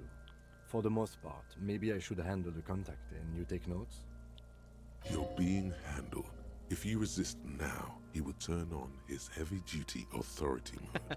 You'll get your chance to dig in later. We just fill this in, right? Show him the red field autopsy form in your own ledger. That's right. He nods. You knew it because you inspected your ledger. The lieutenant is relieved you know the protocol. Yeah, I know protocols and stuff. I'm a smart person who has done this before. I'm a cop. I'm a big old smarty cop. No derp cop. Open your ledger at the field autopsy form. Tell me something, dead man. Try to remove those boots. Yeah. No rude derp here. Open the ledger. The dead man stares in silence as you crack open the ledger. The bright red paper is covered in boxes and lists, describing the condition of his skin and organs in 3 parts. Condition, gross. Above those, an 11-field info God. form needs filling out first. It begins with... Begin. 1. Assistant. Let's jump ahead to the 3-part summary. Let's pause this autopsy. 1. Assistant. That's you. Right, Harry Dubois. The corpse is indifferent to your scribblings. Just lies there. The next box says... Coroner's case number. KK57-0803.0815. Write it down. Next. Name. We've heard the nom de guerre. Lely. It's better than nothing. Write it down. Right, Lely, nom de guerre. What's next? Date of birth? Date of birth, nod. NA. Age? Roughly 50. Right, around 50. The corpse looks ageless, like meat on a hook. 6. Race. Mondial. Write it down. The pudgy mess of curdled meat looks neither mondial nor anything other. The pudgy mess of curdled meat. Jesus. Sex. Fucky, fucky! The little monster exclaims energetically. Ugh. Konoes, give him my gun. Male. Pigs can have sex. Right fucky, right male, right pig's gonna have sex. We're gonna write male. Nor does he look male, with his pregnant belly and indistinguishable face. 8. Date of death. We're still going with March 4th. 51. Right, 4351. What else? 9. Body identified by is non-applicable. 10. Case number is the same as the coroner's case. KK 57 0503 0815 listens motionless, with the cargo belt still around his neck. Only one box remains. Evidence of treatment. None. At least not after the initial examination. A strange word. Treatment. What exactly is treatment anyway? I'm not so sure. Didn't the footprints look like he was carried over? Agreed, no treatment. I'm not so sure what's next. What exactly is treatment anyway? Interfering with the body's position or wounds post-mortem. How did you not know that? Aren't you a cop? Not really. You're leaving a weak impression here. Say something sure-handed. The wrong kind of treatment, exactly. Don't overdo it. It's okay to be unsure. Agreed, no treatment. I'm not so sure. Didn't the footprints look like he was carried over? They'd have to have incapacitated and carried him over. This man was more than a match for untrained dog walkers. He places his hand on the dead man's chest, as if in preparation. Your central nervous system recognizes this gesture. It's the stations of the breath. Ecclesiastic, religious in nature, a holdout from pre-DeLorean burial rites. It takes him 2 seconds to perform. Then... Dozens of rock marks probably don't count. Kuno! Narrow my eyes. somewhere in Jamrock North, a small wood shed behind Rosencrantz Row, Lieutenant Nick Feuerbat puts his hand to the chest of a small corpse, no larger than a monkey. It's raining outside, light drizzle. There is darkness in the shed. That's weird. Elsewhere yet, an obese female sits in a wicker chair, her silhouette bull-like against the window. Outside, Grand Coudon. The day is turning dim for Sergeant Mac Dawson. Hand extended, he approaches, to make sure she is dead more than anything else. Huh. And so, all across Jamrock, Coal City, GRIH, 42 deceased persons found today, 42 stations of breath. That's a lot of people in one day. We should start the post-mortem. Turn the page. The corpse cannot feel Kim's hand on his chest. It no longer meaningfully interacts with its surroundings. Except for me. A thicket of boxes and lists on red copier paper tries to answer why. Alright, let's do this. External examination summary. Clothes. The deceased wears armored boots and white briefs. The make of the briefs is Babrodin, I think. Let's see. He turns the body onto its side to check the underwear label. See, it's happening. Jesus, Kuno. Babrodin, yes. Inexpensive. Size M. Color white. The disappointment is palpable. The red-haired thing was expecting something more lurid. Jesus. Write it down. The rest of the clothes have been removed post-mortem by scavengers in order to get to the victim's ceramic armor. Officers are in search of the missing pieces. Removal of the boots is left for processing.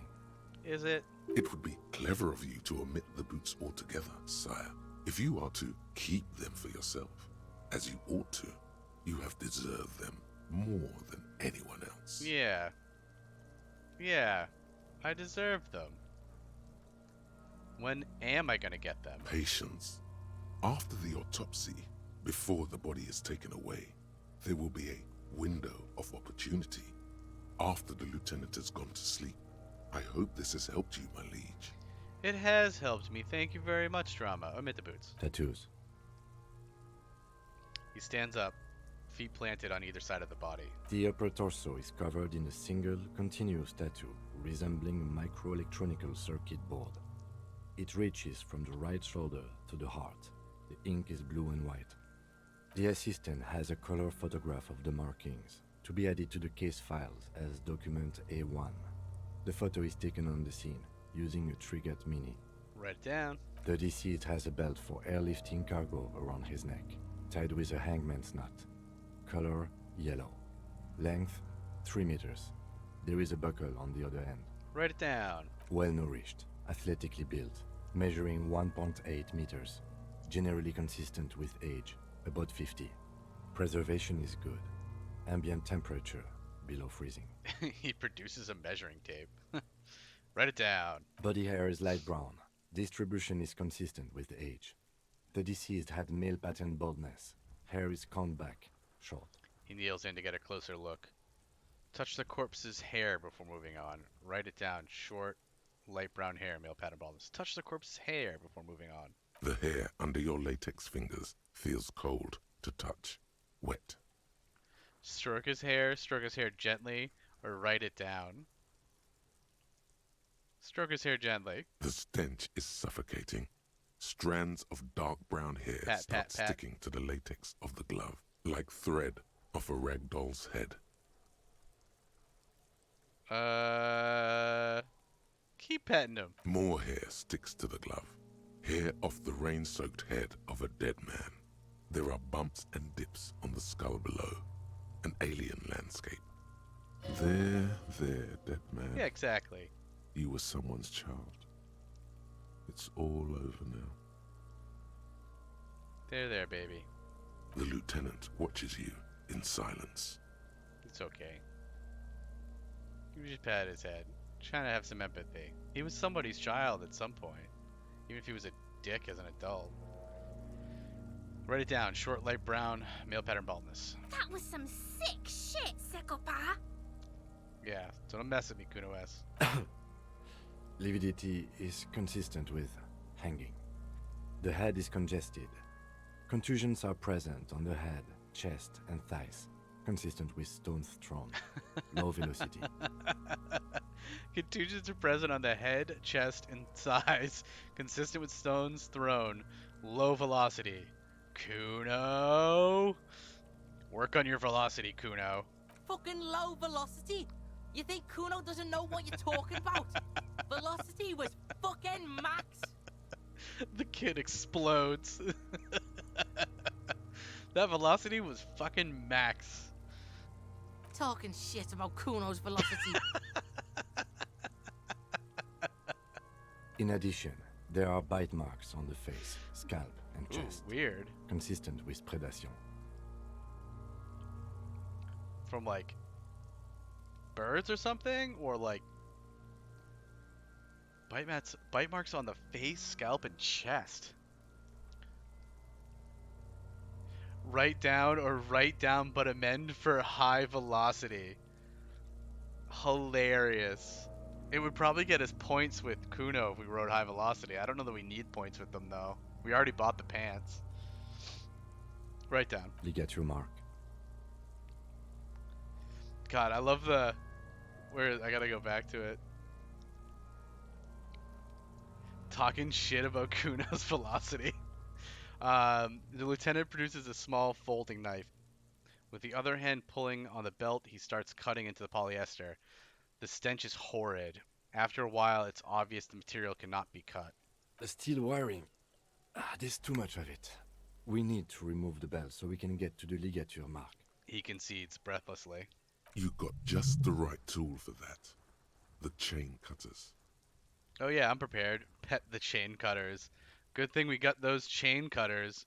Pull out the rubber gripped cutters.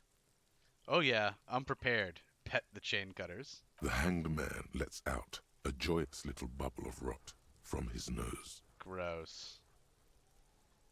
Good thing we got those chain cutters. Always good to think ahead.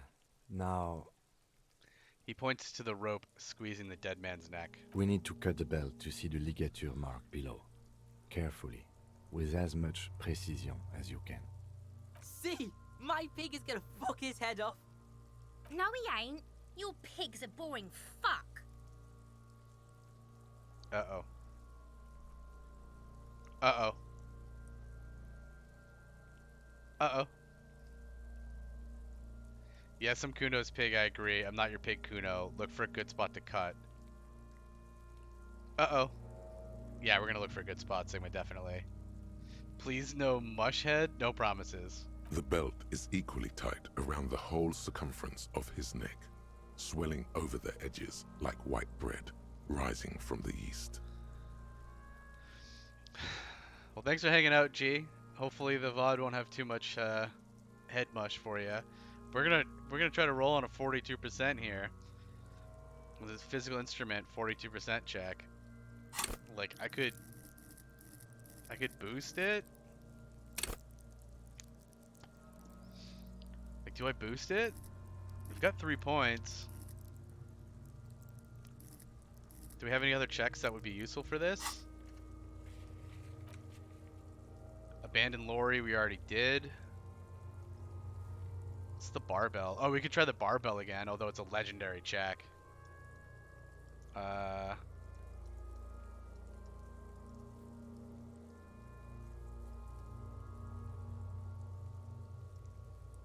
Trash container doesn't matter anymore. So, the ice cream maker, which at some point might matter if we can find a better tool. We'll throw 1 point into it. Let's see if we can get this thing above 50. Let's throw 1 point into physical instrument. There. We still have 2 points left. 58%. 58% at least feels better. If we fail, we fail, but, at least we said we tried, right?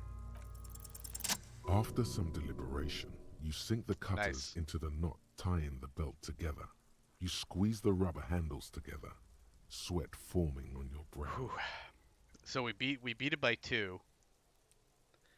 However, I bet you money if we had not just spent that point, we would have lost by 1. I would bet money on it. Press down. Snap. The knot is slashed. Another cut and the belt falls apart like a flower bouquet, revealing the dead man's neck and the dark red ligature mark around it. Like a bouquet. The rope rises to a point, leaving a gap in the ligature mark. The suspension point is in the back of the neck. The lieutenant has kneeled over, running his finger along the dark red groove until there's a gap. As it ought to. This is where its grip on the curdled meat is gentlest, pulling up. Ugh. Hemorrhaging is observed on the skin, above and below the ligature mark. The mark is well pronounced, consistent with a drop from 1 or 1.5 meters. Alright, write it down. Chest is intact, normal contour. Abdomen is protuberant, pelvis intact, genitalia... He pulls down the man's pants. No! It's gonna happen, see! Jesus, Kudo. I fucking knew it! This is clearly what they've been waiting for, ever since the autopsy began. The lieutenant is trying to make it as boring as possible. Good luck, Kim. Genitalia is male and unremarkable. No evidence of injury. Does it look like he was enjoying his moment of death? Inspect the genitalia, write it down, and move on. Inspect the genitals. The dead man's penis is average-sized, congested from the downward collection of blood. The testicles are uneven in length, hanging underneath. The genitalia is greenish. Marbling is present around the crotch. Ugh, marbling, gross. Does it look like he was enjoying his moment of death? Ah yes, your hunch before. We can have a semen analysis requested from processing, if that's what you meant. Yes, processing science, that's what I meant. No, I was trying to get a psychic read. We'll be nice to Kim. He's had a rough day. Processing. Mm-hmm. Just write down that we request an analysis. Okay. The corpse with his pants down does not have an opinion on the subject. But why not? All he has is genitals and a deathly odor. Sometimes that's all you need in life and in death. Write it down, add semen symbol. Back is symmetrical and intact. Upper and lower extremities are intact, but asymmetrical. There are combat injuries on the right hand, thigh, and hip. He struggles to turn the corpse on its side. In addition, I see smaller, residual scars, too numerous to count, covering about 30% of his skin. Jeez. Get hit by buckshot or something? Last item, hands. He takes the man's right hand in his, inspects it, then moves on to the other hand. You can pick up the hand or let the lieutenant work alone. We'll let him work alone. Hands are clean. No sign of a recent struggle. He inspects the wrists. Were we expecting any? I was. Maybe I'm just not seeing them.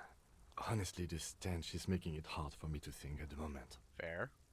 Working so close to the fumes coming from the corpse must be hard. You realize suddenly that the lieutenant has been barely keeping it together these past 2 items. That's valid. Write it down. Ooh. That's all for the external. Well done. What next? He turns to the side to breathe. It's not enough. He buries his face in the sleeve of his jacket. You hear a muffled voice. Let's not open him up yet. Cause it's gonna be brutal when we do that. Description of injuries, summary. I'm afraid we can't continue before we've gone through both the external and internal examination first, thoroughly. Internal then. Central nervous system. I have nothing. Do you have anything on this man's central nervous system? He says and then concludes abruptly. You don't even have a joke. Ah. No joke for us. Nope, right NA. Musculoskeletal. Purge fluid is coming from the mouth. Not injury related. Eyes and tongue protuberant. Hyoid bone. Let's see. He gets close to the swollen mouth hole, eyes squinting from the fumes. With his eyes almost closed, the lieutenant puts his hand on the dead man's throat and begins to massage it, gently. A rotting smell erupts from the mouth. Purge fluid runs down his lips, black and viscous. This is rough. This is real rough. Yeah, jack that fucker off! Ugh, screw you, Kuno-S. The hyoid bone is fractured. The rest of the musculoskeletal system is intact. Unremarkable. Write it down. Respiratory system. Back hunched, as if in prayer, he begins to pry open the dead man's jaws. He stops to exert more force. Both hands are used. Oral cavity shows no lesions. The victim has received dental implants, possibly after a combat wound. Mouth swollen. Hemorrhaging present in mucosa of the lips and mouth. From here, it looks as though the clown-faced man is screaming. The tendons of his jaw are torn apart. Hyoid ripped from the force of the lieutenant's hands. Look inside the dead man's mouth. No scream, no sigh of relief rises from the darkness inside. It's humid there. Sickly sweet air, unlike anything living. You feel like you're about to throw up again. Straight in that mouth Gross. of his. Look deeper inside. It's hard. Ow. Once more, you taste stomach acid in the back of your throat.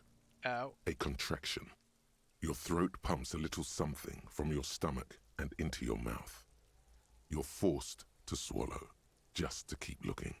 Damn it, Sigma, why are you always trying to hurt me with your hypnosis? Inside, you see darkness. Just a mess of meat and darkness. It's just a mess of meat and darkness, like everything else in my life. There are ancient mysteries down there, Kobo. Ask me later. Oh god, the body's speaking to us again. Hemorrhaging present in mucus. The lieutenant repeats impatiently. He lets go of the jaws. The mouth snaps shut before you. Write it down. Hepatobiliary. NA. He wipes his brow. Why, don't we have anything?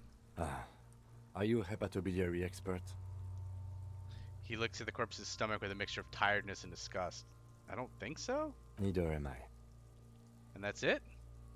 That's it. Alright. Right NA. Same for toxicology and serology. Both? NA. Unless you have untapped reservoirs of knowledge there? The completionist me wonders if there's something we could still do. We already have one test as per regulation, and we already requested semen. Pigs requested semen like it's no big deal. Fuck you, Kuno. I'm not even interested in these boring mulkus anymore. I haven't sucked him off or anything. Kuno S, where's my gun? Yes, better leave it at that. More important. Can we change it to toxicology? Seems prudent. Yeah, that might make sense actually. See if he was drugged or something.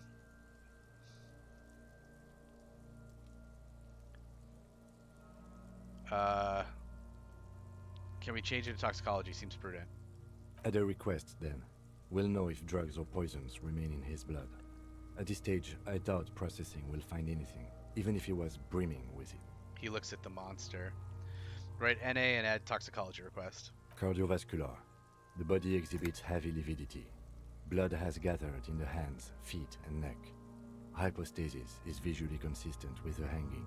Write it down. Gastrointestinal. He breathes a sigh of approaching relief. This is the last field on the list. He looks around, to the ground. The pool of feces there. Digested semi-solid food in stomach. Voila. He touches the corpse's bloated lower abdomen briefly. Write it down, omit the voila. What's next on the list? Description of injuries. Now that we've fully examined the body. Let's see. We have bite marks, contusions on the head and chest, and a ligature mark encircling the neck. You'll need 3 fields. Leave a 4th one too. Alright. Bite marks. Head, chest, and scalp bite mark injuries. Predation by birds has caused damage to the body. Okay, it was birds. Odontologist does not need to be consulted. Write it down. And your opinion, officer? Beneath the description, there are 2 boxes waiting to be ticked. Opinion, fatal injury. Or B, non-fatal post-mortem. We'll go with that. Agreed. Next injury? Contusions. So, the scalp bleeds from a post-mortem head injury. A stone. The injury does not have the rim of an early inflammatory response. The perpetrator on the scene has confessed to causing it post-mortem. Yeah, the perpetrator. At maximum velocity, fucko! Thanks, Kuno. Has confessed to causing it at maximum velocity. Thanks, Kim. The lieutenant's admission has caused great gratitude in Kuno. He is silent with it. Ah. The lieutenant made Kuno happy. Write it down. Coagulated blood sticks to his scalp and chest, where the countless stones have hit the dead man. Beneath, the description of injury. 2 boxes. B, non-fatal post-mortem. Right. Next? Ligature mark. Wait. What's the 4th field for? Nothing. Just in case. Alright. Ligature mark. A dark red abraded ligature mark encircling the neck, with a gap on the nape measuring, let's say, 7 centimeters. The hyoid bone is fractured, the cervical column intact. I see hemorrhaging on the skin, above and below the ligature mark. Depth of the mark, 1 centimeter. No signs of clawing on the neck. Huh. Write it down. Below the note, 2 customary boxes wait to be ticked. The man's head jerks to the side. The ring around his neck is visible. Opinion, fatal injury. Opinion, non-fatal post-mortem. This one's tough. Because he didn't try to fight. Like, he was unconscious. He was clearly unconscious when he was hung. The question was he unconscious because he was dying? Or was he unconscious and this still killed him? Opinion, fatal injury. That's it. We have established cause of death. It's not much, and it leaves much to be questioned. But it's a start. He cracks an uneasy smile. Let's wrap this up. I pronounce this field autopsy over.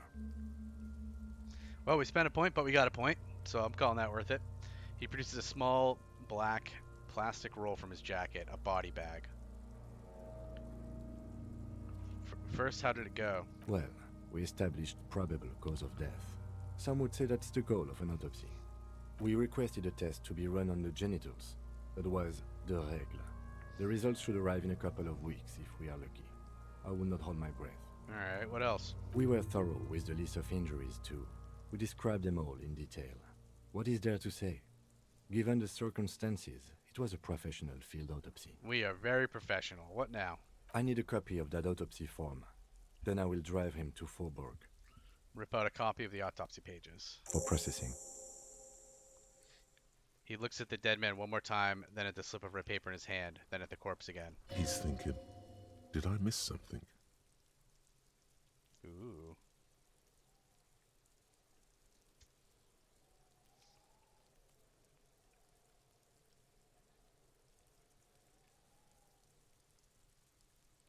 Tell me something, dead man.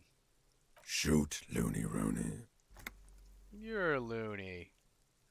At the autopsy, you said you have ancient mysteries. Oh yes, Kobo mi lobo.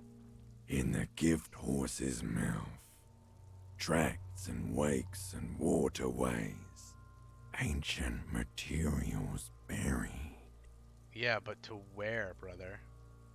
Just a small gulp away. My beloved Kobo. A small gulp away. Enough. Come back later, Kobo. Amuse yourself with my frank manners and my memento mori features. If possible, also, see me in your dream. No thanks. Not interested.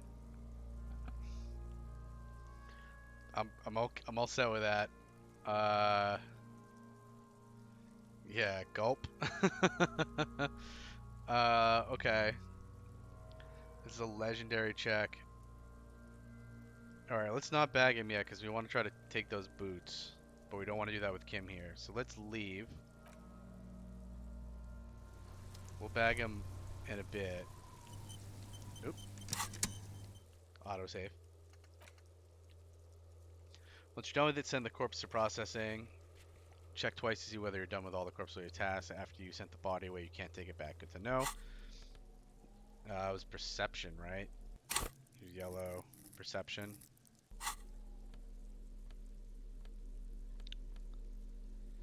We do not have anything that gives us perception.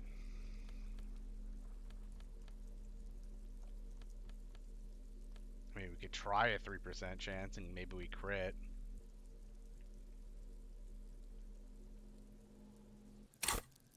Like, even giving ourselves a point, I don't think it'll matter. It's probably still going to need a crit. We should do something with these points, though. We're going to save 1. So that gives us 2 if we wanted to spend them. I guess we could look to see what we need open. We have a lot of open stuff, actually. We should probably go and mess with a bunch of these things.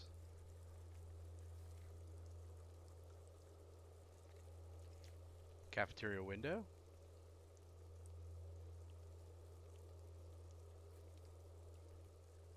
Composure, conceptualization. Legendary though. Mirror and the encyclopedia we could maybe do. Another conceptualization. Box of sunglasses. A couple electrochemistries.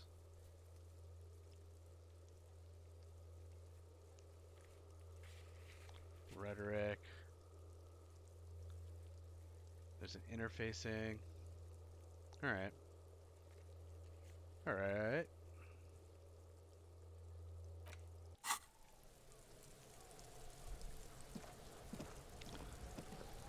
Hey you, do you have my gun?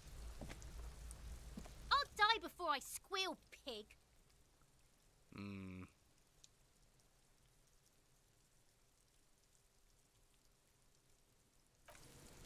I think you have my gun.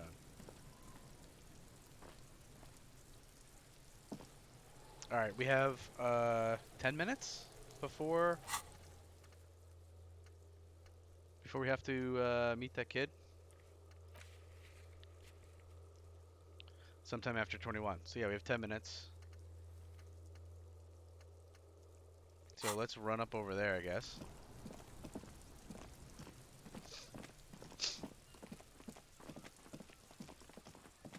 I think she stole my gun. If it's It's not Kuno West, that blonde on the roof smoking a cigarette. I just know it.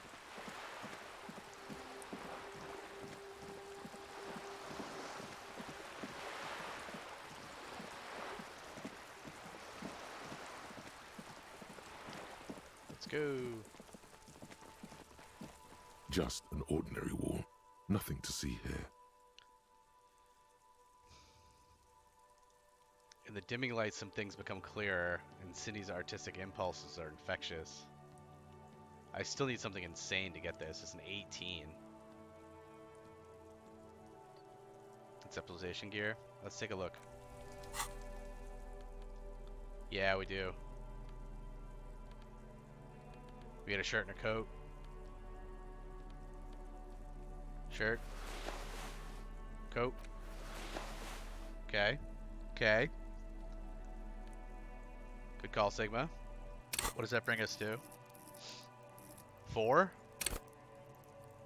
Okay. So we get +4. Just an ordinary wall. Nothing to see here. We get a +2 from the dimming light and +2 from Cindy. So we get +8 and we need an 18. So we need a 10. So we need double 5s here, basically. I think we give it a roll. Yeah. We fail. Why? It's a wall. An ordinary wall. How much should we fail by? Was it 1? Was it 1 because it's always 1 that we fail by?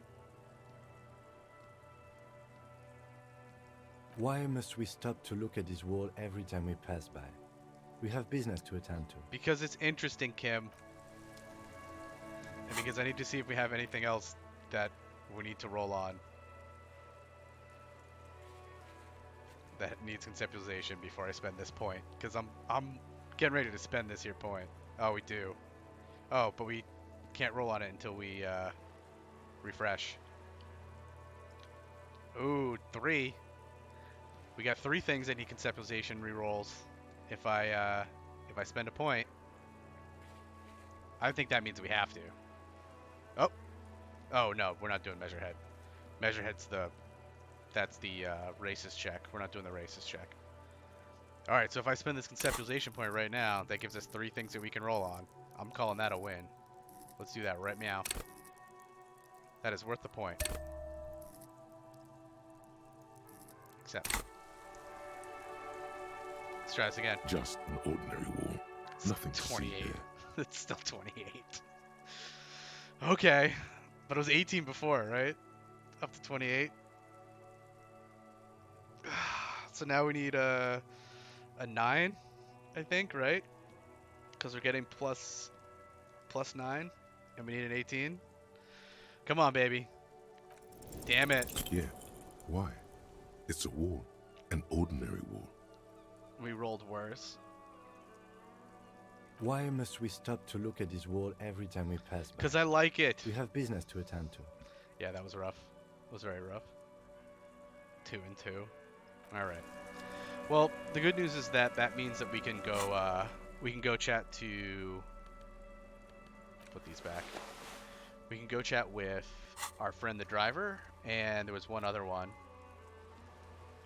Who is the other one that's not the driver? That's the driver. Box of sunglasses. So maybe we'll find a good pair of sunglasses now. Maybe we'll find a pair of sunglasses that adds to conceptualization. You never know. It could happen. Hey, you. Where's my gun? Trying to sneak up on me again?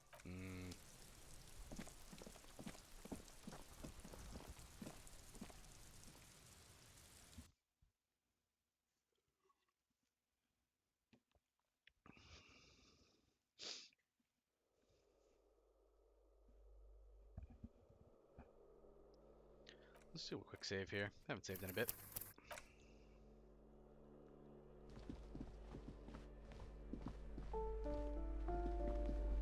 Is this 12 here? This is the bathroom that I think Kuno found her in. The janitor's closet.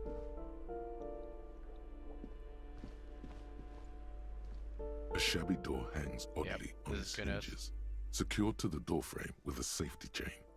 An unpaid energy bill is attached. threatening to cut off the electricity. It's addressed to Mr. Uno Doroita.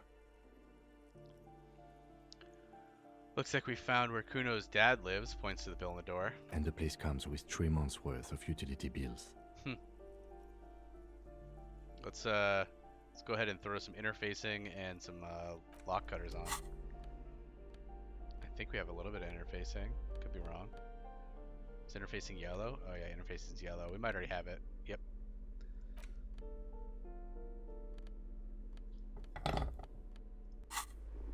A shabby door hangs oddly on its hinges. There we go. Secured to the doorframe with a safety chain. An unpaid energy bill is attached, threatening to cut off the electricity. Let's cut these It's chains. addressed to Mr. Uno Doroita. Do we want to knock first? Alright, we'll knock lightning, Sigma. No response. Good thing you already have the chain cutters in your hand. Nothing left to do now but snip, snip, Let's do it. snip. Snip. The cutter goes through them like dead leaves. The links fall to the ground on the other side of the door. I know there's no stopping you, but let's at least make this quick. You got it, Kim. Master Investigator, you just can't keep yourself away from locked and hidden places, can you? I can't. I love content. I must find it everywhere it exists. What do you mean? It's my duty as a cop to investigate every square inch of this world? Hey, I'm not some sort of peeper. What do you mean? Nothing, nothing. You're right. Get in there. Deep. Invade every personal space. Break every lock. It's my duty as a cop to investigate every square inch of this world. Attaboy, the world's secrets were made for you.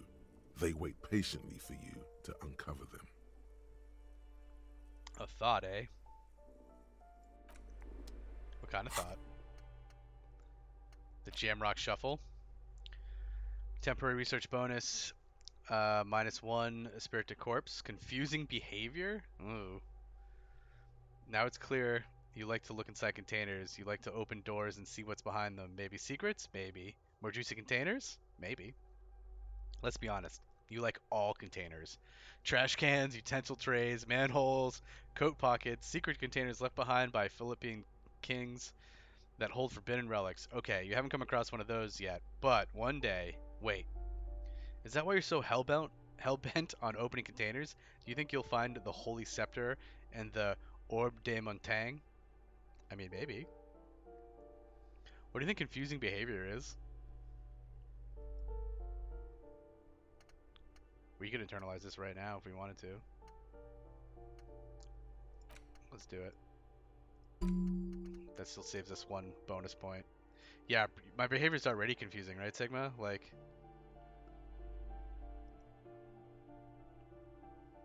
I just have, you know, confusing behavior. It's fine. Let's do the Jamrock Shuffle. Look at that crazy thing. Alright. And then we still have 1 point. We still have 1 emergency point.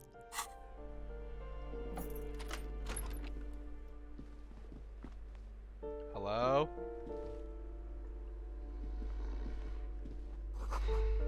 Glossy erotica covers the wall, wrinkled for moisture. He's sleeping. Ooh, money.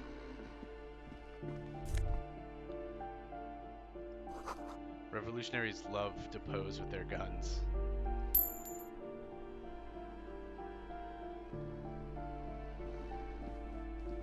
A phone book lies open on the table, covering a stack of utility bills. Right next to it, in plain sight, sits a small bottle of amphetamine, conveniently equipped with a straw. A bottle of amphetamine with a straw. Lieutenant, I've located psychoactive substances on the table. Take the speed from the table. Take the speed. You pocket the bottle as if it were the most natural thing in the world. Leave.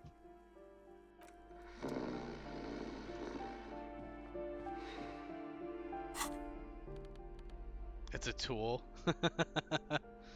The speed bottle is a tool. +1 motorix, +1 psych, -1 morale. 3 uses left. Oh man. How convenient. Someone has equipped this tiny bottle of amphetamines with a straw. It's the Lorryman's speed on the go.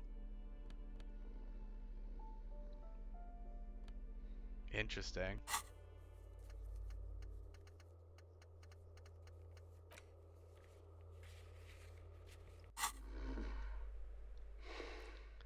I'm just gonna save again real quick for no particular reason.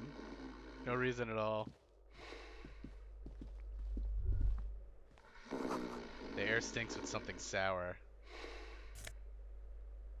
Pants? I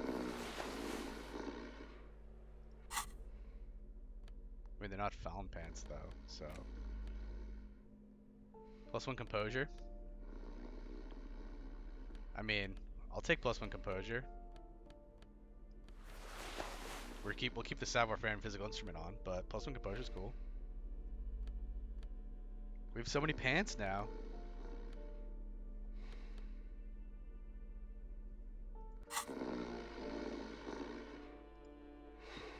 A bundle of clothes heaped on the bed, a stained parka, some towels and a duvet, some socks even.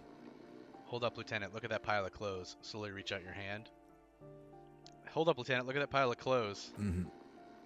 The lieutenant has covered his nose. Slowly reach out your hand. Something underneath there is breathing. It's not too late.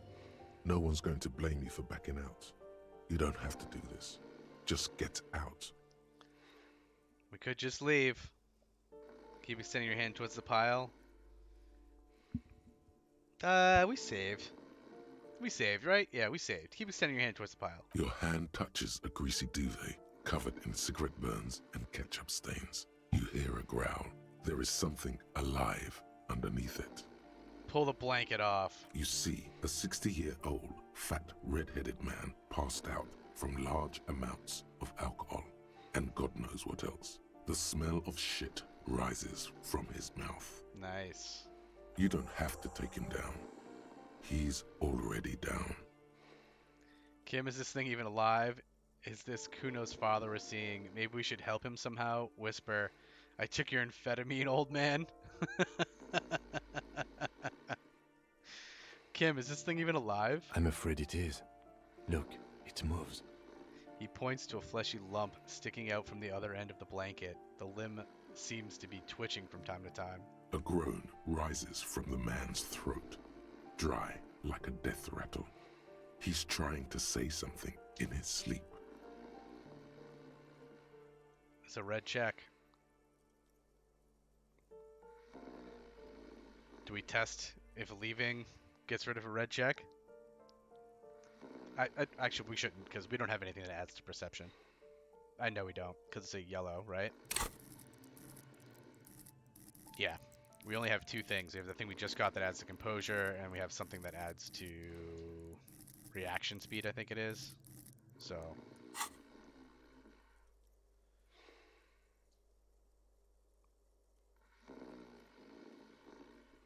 Goodbye, the visor. Oh, you're saying add a point to it? I was saying, I wonder if we have any equipment. You're saying I should add a point to perception?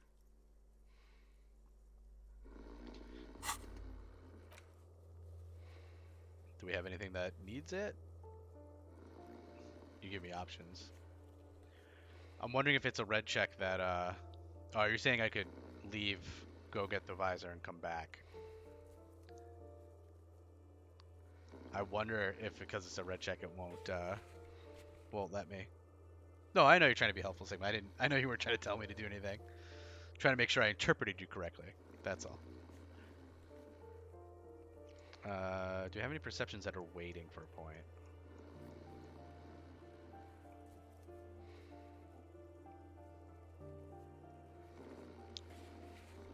So far, no.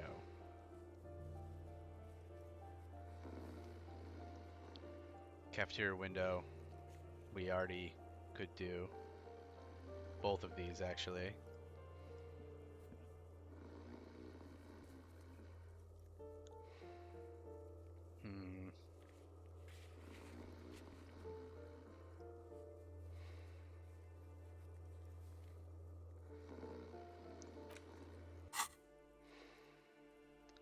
Let's give it a shot. The man groans Nice. once again, but his tongue keeps failing him. Nice. It's impossible to make out the syllables. A hand emerges from the blankets, trying to gesticulate something. And then it dawns upon you, clear and surreal. Pigs, he says.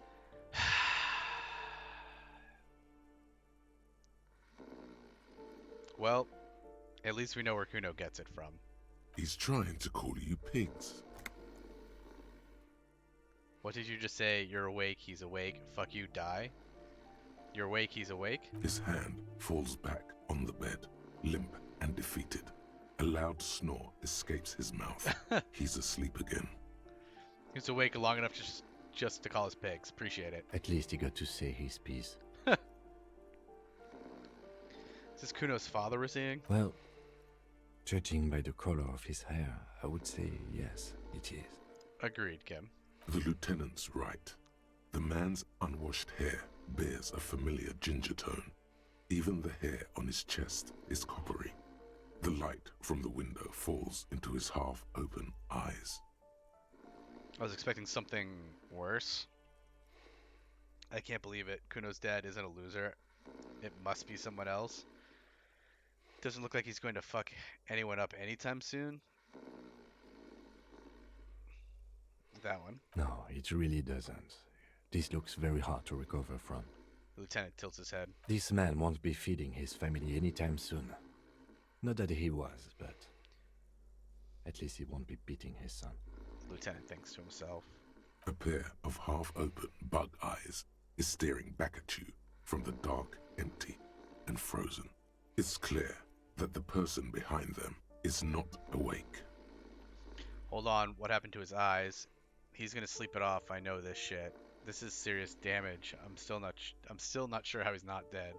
Hold on, what happened to his eyes? Can't you tell? It happens to exceptionally committed substance abusers. They fall asleep with their eyelids still open. Not a pretty sight. This is serious damage. I'm still not sure he's not dead.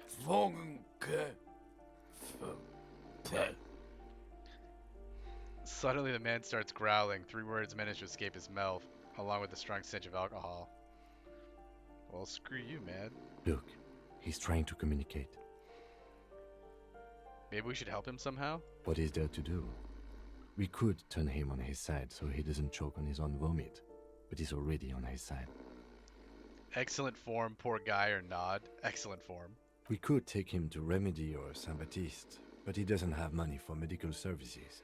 The almshouse would turn him down. They don't do charity for people who are trying to kill themselves. Besides, he'll be dead in a few. The lieutenant stops, listening to him. The pile of blankets grunts miserably. Whisper, I took your amphetamines, old man. Silence. Only heat emanates from the sleeping body. That was worth it. Alright.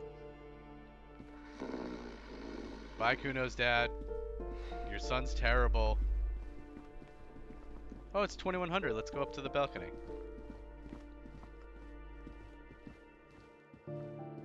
Tis time.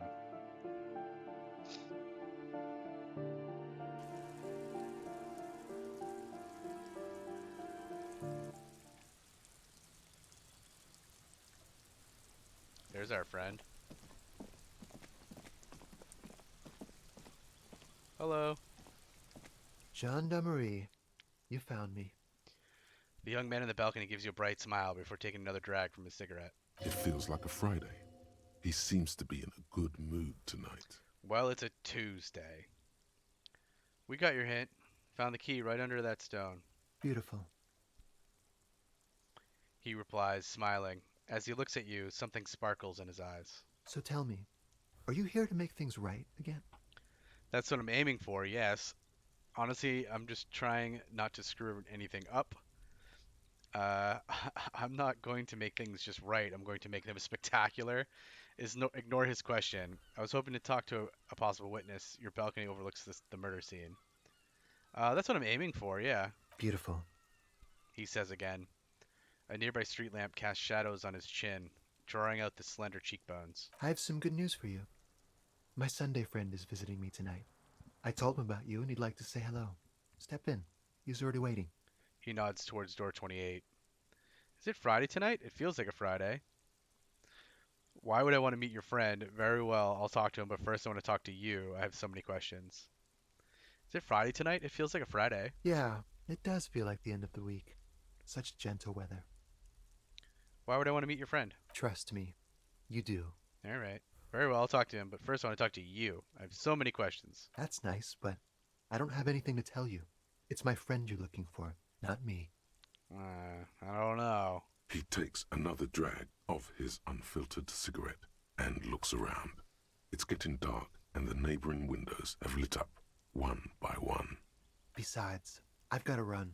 Where are you going? He's going to leave you alone again. That's sad. That is sad. Damn it, Inland Empire. Run where? But I just found you again. Go if you must, I don't care. I don't care about people leaving me all the time. Yeah, that sounds truthful. Not like you're hurt at all. But I just found you again. Just look at it. It's a beautiful night. Who's going to stay in on a night like this? He gestures towards distant motorways, all leading to Golden La Delta. Only if you promise we'll talk again. It's important. Something flutters in the corner of the lieutenant's mouth as you're saying those words. It's laughter. Why is Kim laughing at me? We'll talk. Just not tonight. The smoker assures you, brushing his hand through his hair. Take care, all right?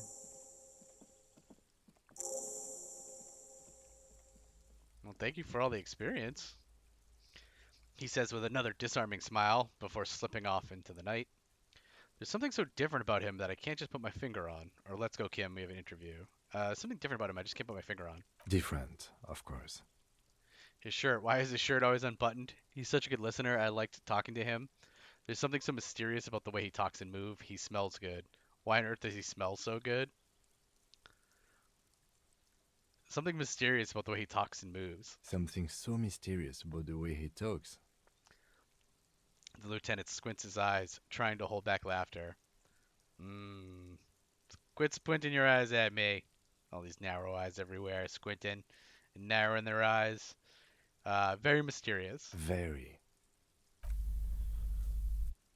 Come on, detective, let's go.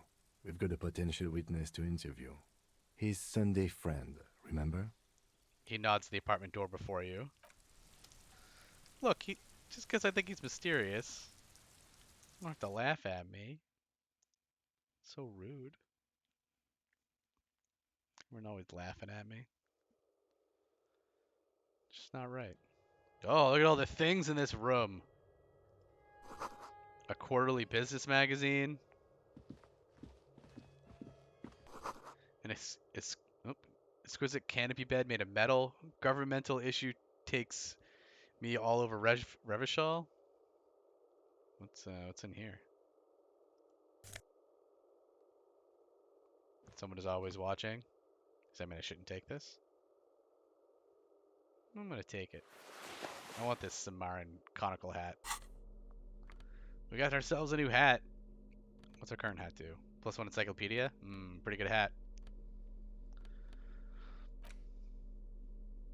This tawny cone-shaped hat looks like a beacon of Samaran wisdom. Its straws sticking up like antennas. Thank God you can't really see people's reactions when they see you strolling around in this incredibly insensitive headpiece. Fair. +1 logic, though. Alright. More equipment.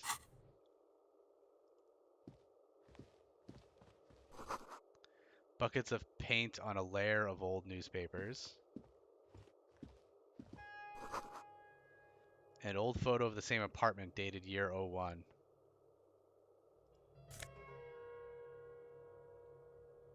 Party Dragon silk robe?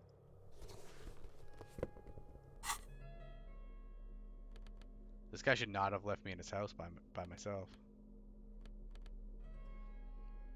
Does this fill the shirt slot?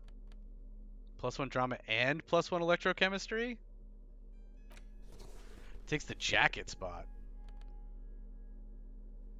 I love that one. It's fallen off one shoulder. couldn't put it on all the way.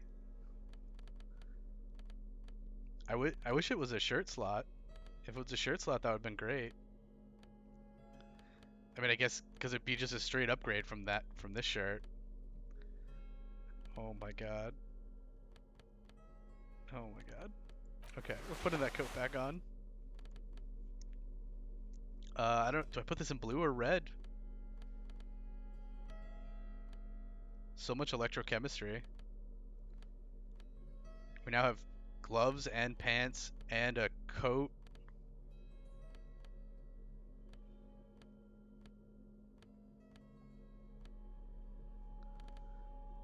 All right.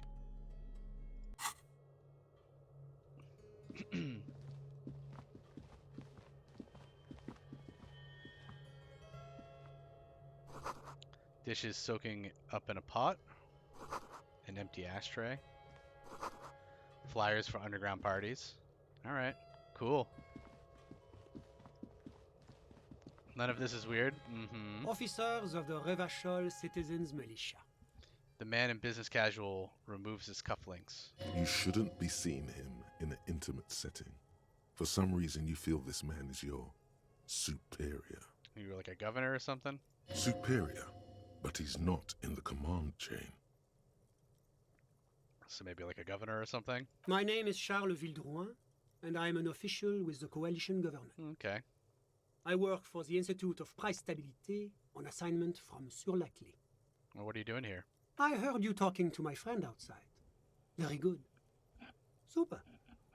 I am here to assist you in any way possible. Ask me about the hanging. No, first ask an innocuous personal question to get the interview off on the right foot. Yeah, agreed suggestion. Yes, make it clear you're the one setting the terms here. Point at the bed. Before we go on, I absolutely have to inquire about this wonderful canopy. Show him the silk robe. Before we get to that, tell me where you got this beautiful silk robe from. Show him the Cimmerian hat. We'll get to that right after you tell me the story behind the black Cimmerian hat.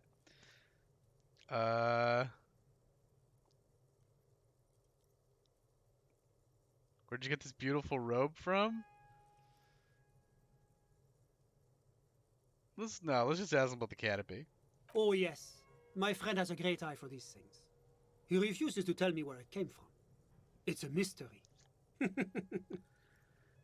I believe they call this type of frame industrial. It's very comfy. Oh. That's really all I can tell you about it. He forms a little rooftop with his fingers. Cold air sweeps in from the balcony. That didn't work at all. The lieutenant takes out his notebook and nods to you to proceed. You actually witnessed the lynching. What's an official like you doing in Martinez? Can you tell me about your friend? What's an official like you doing in Martinez? The coalition is only looking out for the price stabilité. Inflation is a killer, like a heart disease blocking the normal circulation of the economy. It must be controlled. He raises an index finger. The economy impacts the entire international community, which is why it requires international oversight. Okay, but what are you doing here in this apartment? So you're some kind of bureaucrat. What is this international community? What is the price stabilité? Enough business to talk about something else. Okay, but what are you doing here in this apartment? Well, I'm renovating it. It is an interesting project. The building used to be a 12-story skyscraper before the cannons took the top 4 stories off. This, of course, happened when the coalition forces landed here. Just took the whole top 4 floors off? Jesus. You could say I'm undoing some of the material damage the international community caused when we arrived here. So you're some kind of bureaucrat? Yes. As I said before, I am a commissioner from Sur-la-Clé working for the Institute of Price Stabilité. He glances at This his is watch. one of the main projects of the Moral Inter. What is this international community? La Communauté Internationale is what Revacholians colloquially call the coalition. In other words, the nations that stopped the disaster of the revolution. And what do I call the coalition? Your employer, technically speaking. The governing authority of Revachol. The RCM is but one part of this provisional administration. What is the The price stability. It is the most important thing. That doesn't tell me anything. It's the central goal of any sound monetary policy. Maintaining the price stability is essential to maintaining high levels of economic activity, which is essential for maintaining high levels of employment, which is essential for maintaining the social stability.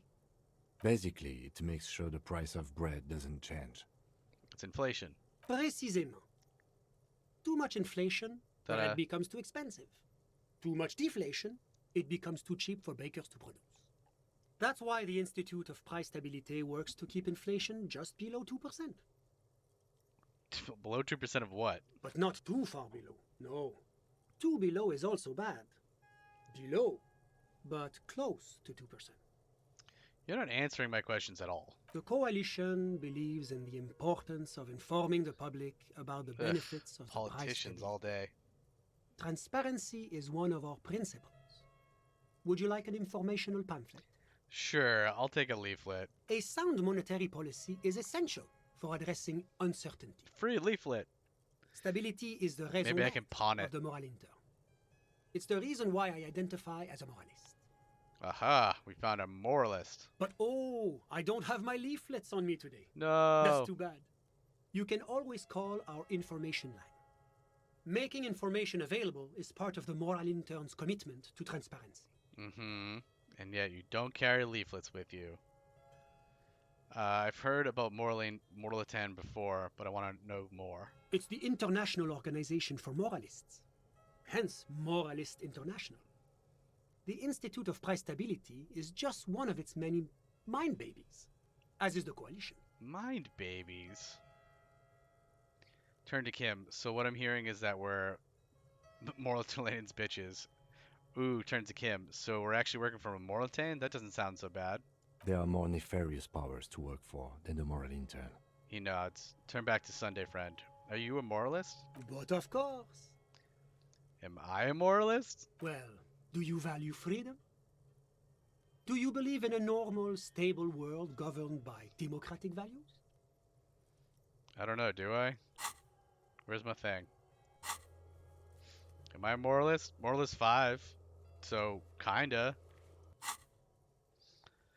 Lieutenant, are you a moralist? But what is a normal, stable world? Martinet doesn't seem very normal or stable to me. Turn to Kim. Lieutenant, are you a moralist? Me? Yeah, exactly, Sigma. We're like a little comradey. I'm a lieutenant of the RCM, dedicated to maintaining law and order in Ravachol. Alright, with that answer, you could also be a politician, bud. A very moralist answer. The man nods. The lieutenant is practiced in the art of putting on a show for one's superiors. But what is a normal, stable world? The Occident is part of the normal world. Oranje, sur la clé. Martinet doesn't seem very normal or stable to me. Martinez? No. Martinez is something else. What about the rest of Revachol? Is it part of the normal world? Revachol is generally difficult. It's led by an interim government, which means it hasn't yet achieved full democracy. Quote-unquote full democracy. But they are working towards it. You're all doing very well here, relatively speaking. He gives you an approving nod. I don't think I'm a moralist. Moralism sounds incredibly boring. I want more action. Moralism is the ideology of foreign occupiers, or Revachol must be governed by Revacholians. Democracy is a meaningless sham as long as the working class is under the boot heel of the capital. It's like every time I'm talking to people, I'm choosing option D, none of the above. Is that moralism? Okay, that's hilarious. But you know we're picking 3. Democracy is a meaningless sham as long as the working class is under the boot heel of the capital. Of capital, excuse me. Of course, the detective's personal views do not represent the views of the RCM. Yeah, exactly, Kim. Don't mind me. Ah, my friend. But the lesson of the revolution is that communism does not work. Oh, yeah? I'd like to hear more about this revolution. Didn't work because the coalition crushed it violently. We haven't tried real communism yet. Are you telling me this world here is working out well? Tell me this this world here is working out well? It's moving towards the right direction, and that's all that matters. Progress is measured in centimeters, my friend. Cop out. Now, enough of this delightful political interlude. Was there anything else you wanted to ask? So many things. Tell me about Sir Lechef, Clef. What's there to say? Sur-la-Clé is a modern, urbanized country that measures very high on the Human Development and Freedom Index. Mostly, though, it's known as the executive heart of EPIS. Moreover, it is a great sponsor of less emerged countries.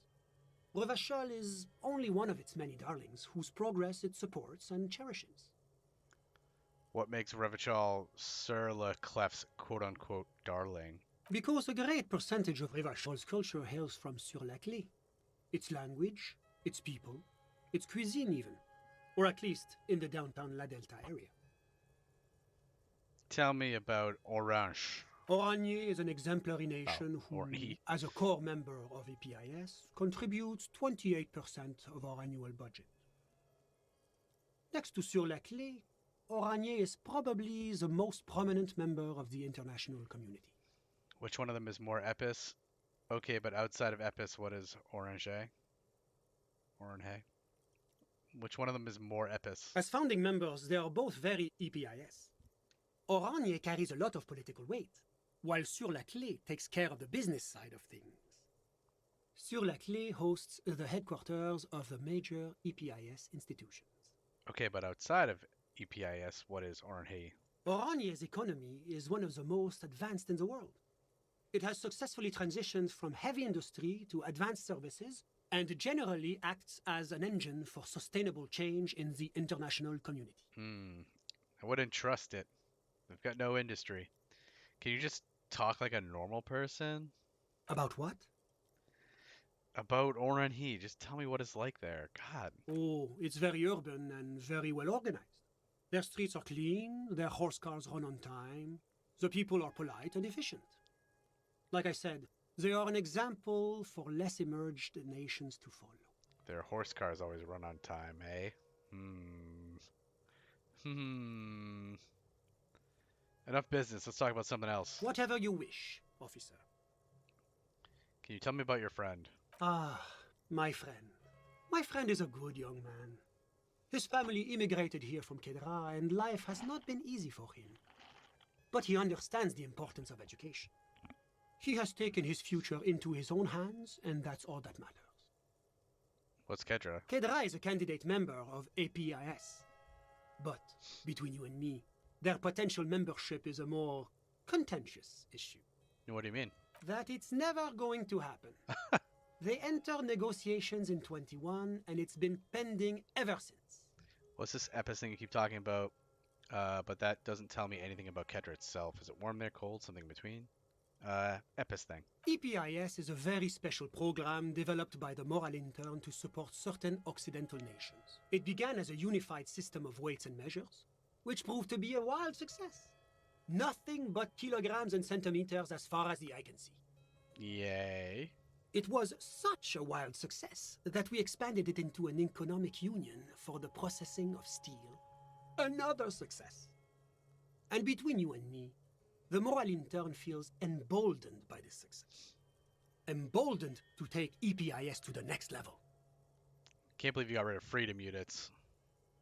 Okay, but like, what does it stand for? Why, it stands for progress and stability, like the Moral Intern as a whole. No, what do the letters stand for? It's been such a wild, extraordinary success thus far. We are very excited to take it to the next level. What?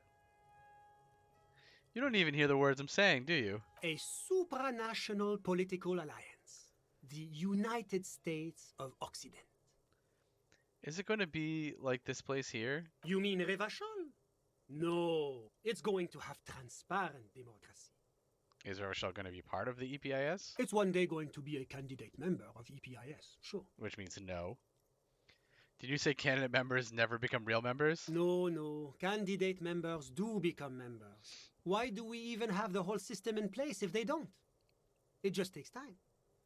Time and evaluation. I think you're a liar. But we were talking about my friend here, not politics. He chuckles gently. How did you two even become friends? How did any of us become friends?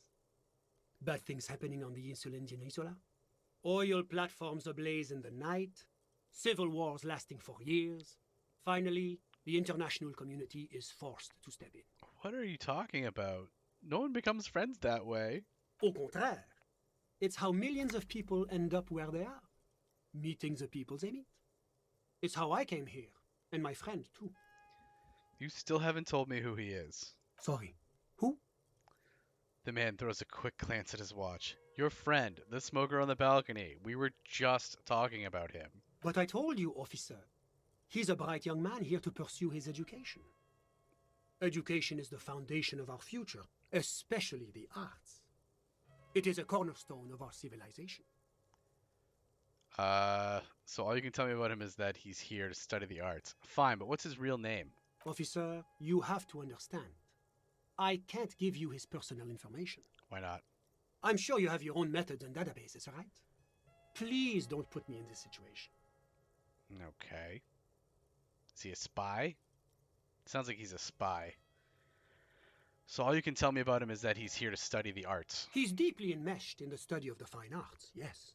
Which arts? He's a truly free spirit. He likes all the arts. Perhaps graphic design, printmaking, who knows? The world is Probably open wide for a talented youth like him. I love the he likes all the arts. That's like the oh cool, like you're into movies? Like what kind of movies do you like? Oh, I'm into all movies. I'm into like movies like as a concept. I just really like movies. All right. Well, what are you doing in his apartment by yourself? I'm just enjoying the view. The man smiles, nodding to the window. What view? It's dark outside. Listen. He says, raising his hand. What? I'm not hearing anything. The Insulindian Bay. What about it? This place used to be a luxury accommodation before the revolution. Apartments, of course, were much bigger then. A few walls have been added here and there, leaving some of the tenants without a private bathroom or a kitchen. That sucks. But the million real view stays. You can't take that away. He knocks on the balcony door, his face mirrored in the darkened glass. I was asking about your friend? My friend comes and goes. I'm sure you'll see him around. He's a busy bee. I had something else in mind. I'm all ears, officer. All right, you actually witnessed this lynching, supposedly? I'm sorry to say I did, officer. The man gives a solemn nod. Turn to the lieutenant. This is just the brig we've been looking for. Is it because you did it, Mr. Villadronin? Start from the beginning, if you don't mind. Officer, it's very difficult to describe what I saw that night. It was so surreal to me, like in a play. What do you mean, like in a play? The lieutenant is already scribbling down notes. It was just so strange. I could barely comprehend what was happening. I was on the balcony when it happened, getting some fresh air. I remember that first they came in, carrying what looked like a body. And then I saw all the surrounding windows go dead, one by one. I bet. That's when I understood. I should not be seeing this. Exactly. Sounds like the victim was unconscious, or at least incapacitated. Interesting. Who were they? Can you describe them? How many of them were there? What happened next? Who were they? Can you describe them? I couldn't see their faces well, and there were quite a few of them. But they were very loud and very Martinez. He pauses, looking for the right wording. Let's just say that the laboring classes can get rather expressive with their profanities. How many of them were there? I couldn't tell you exactly. Less than 10. Maybe 8? Good guess. There were 8. The lieutenant sends you a sharp look at the mention of that number. Yep. Were any of them huge, like 200 kilograms huge? Did any of them look like drummers? What happened next? Were any of them huge, like 200 kilograms huge? That's a giant you're describing. No, they were all quite human, as far as I could tell. Did any of them look like drummers? Drummers? Why, no. But then, I don't know what a drummer is supposed to look like. I think we can drop the drummer angle. That was my bad. The lieutenant says impatiently. What happened next? I went back inside. Poor Kim. I was just trying to make a little joke. He's all hurt about it. I hurt his feelings. Were you able to see anything from inside? Officer, the yard was pitch black. There was nothing to see, but I could still hear their voices. They were threatening to kill that poor man. Were they men? Women? All men, I presume. But again, I couldn't see very clearly. But we are fairly certain the lady driver was present. The lieutenant flips through his notes.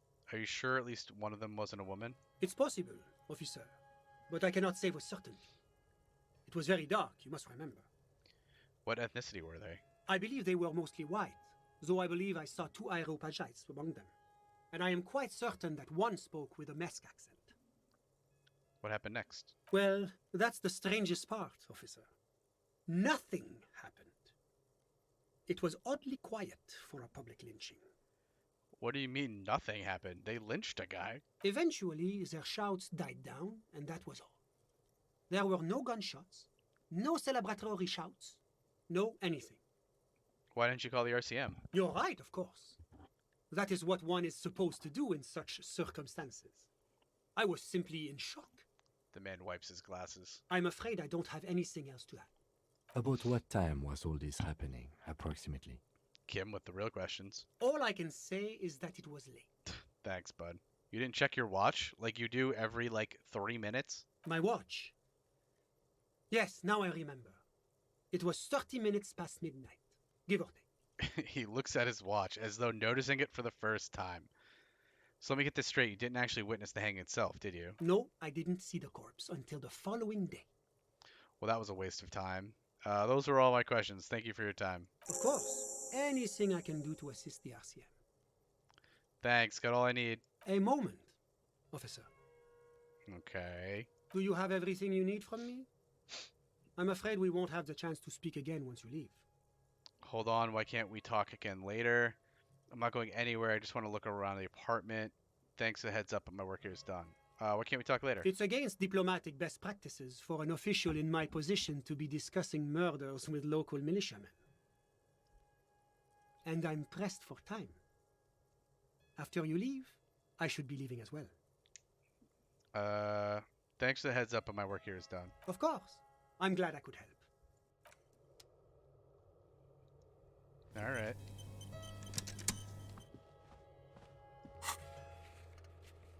So we did that.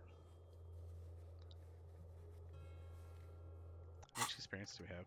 99 out of 100. Curses.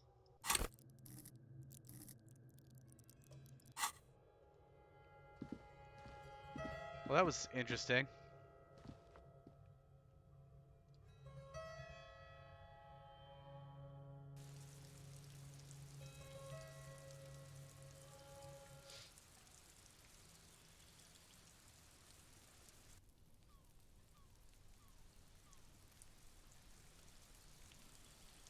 Can redo the conceptualization check for sunglasses. Might get you some XP. Yeah, I was just actually thinking, great minds think alike, Sigma, because I was like, oh, we have some time. Let's look to see what we can do.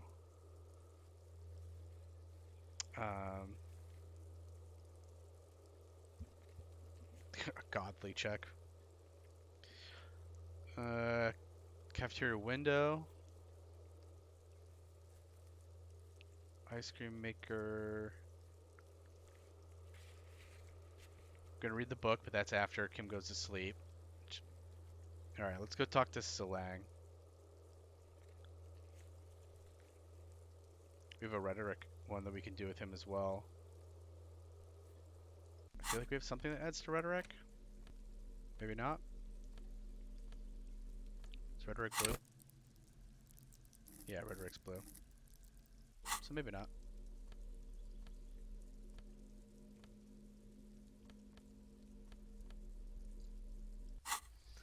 All right, yeah, let's go talk to him.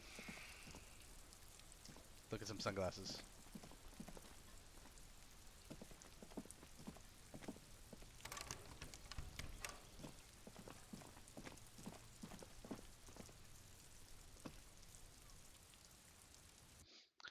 We could go give Kuno speed. I don't know if I really want to do that or not. Kind of like the speed. Not sure I want to give it to Kuno. Also, he's a child.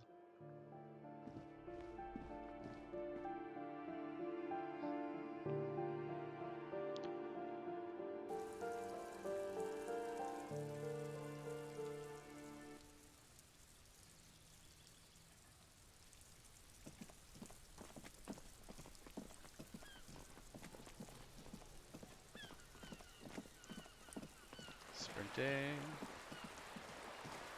Kim loves to sprint. It's his favorite thing.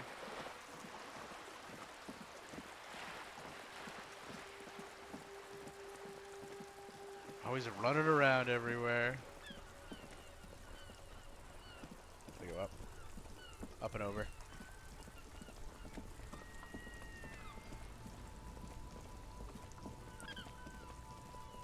Ah, he's still here. Sunglasses were this one? The shine on these sunglasses lasts a lifetime, officer. 100% Conceptualization.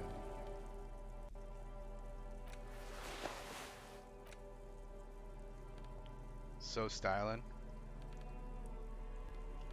So styling. Alright, I think that's as good as that's gonna get. Give that a try. The shine on these sunglasses 42%? lasts a lifetime, officer. It's not nothing. 100% guaranteed. Boo. No luck. All you find is this lime-colored cellophane visor Lost by produced one. by a bargain sportswear brand called Amphibian, apparently. There's a malformed green frog Always by on its one. bent cap. Oh, that visor is perfect for you, officer. It definitely, you don't like it? Sure, Square Joe. No problem. Let's get you some real shades.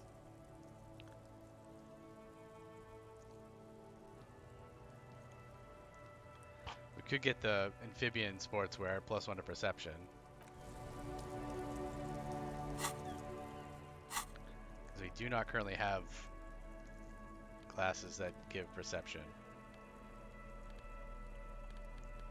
And we do have stuff that needs it, right? Somewhere. Couple things. Cafeteria window. Hanged man. Oh yeah, the hanged man, so we definitely should. And then the other thing was, I think, was it the wall? Oh, is it a hat? You're probably right. I should look at hats.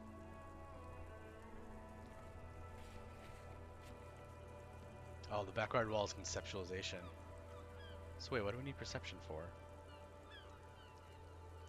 Oh, for the body. We need it for the body anyways, so we might as well grab it. If it's a hat...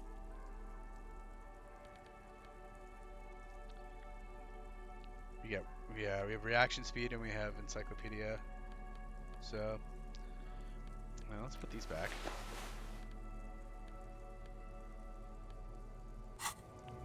Alright, let's buy that hat.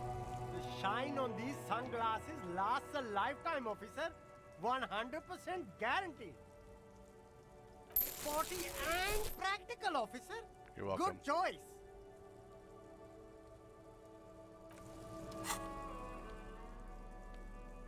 You go there.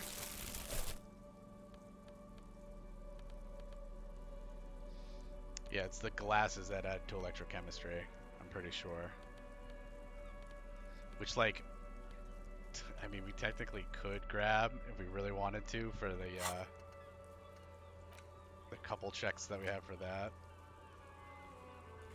Like Bird Nest Roy.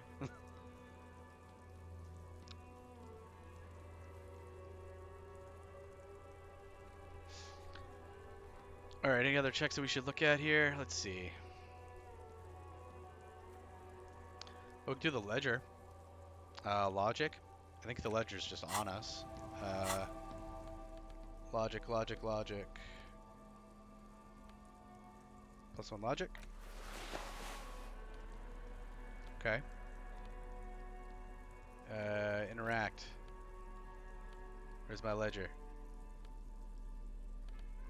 Ledger. It's the ledger you found in the trash, a cabbage of papers hanging from the board, with the permeables drawer inside. It's barely held together by a clip, then made complete by the faint smell of urinal cleaner. As it should.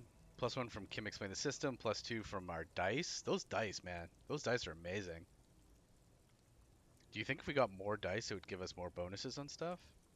Maybe we should just be carrying lots of dice on us. Oh, we get +1 from finishing the autopsy. Cool. Alright, 97%. Let's try this. Can I read the case files now? Yes, at last. Finally. You find a way to piece them together using the alphanumeric code on the margin. HDB 41, date of initialization and time of arrival on the scene, followed by the title.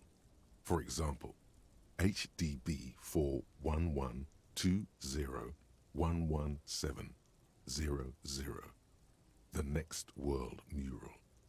Wait, HDB41, weren't those officer precinct? Why, yes, your precinct number is 41. And HDB? Every last alphanumeric in the files begins with it. And these are your case files. Henry Dubois. It's safe to say HDB are your initials. Yep. Harry Dubois, We did it. HDB. Still feels like there's something missing from that. Detective Harry, right? The Next World Mural, the Unsolvable Case, the Square. I can revisit these. Oh my god, are these just all the cases? Fancy. Did we unlock a thought?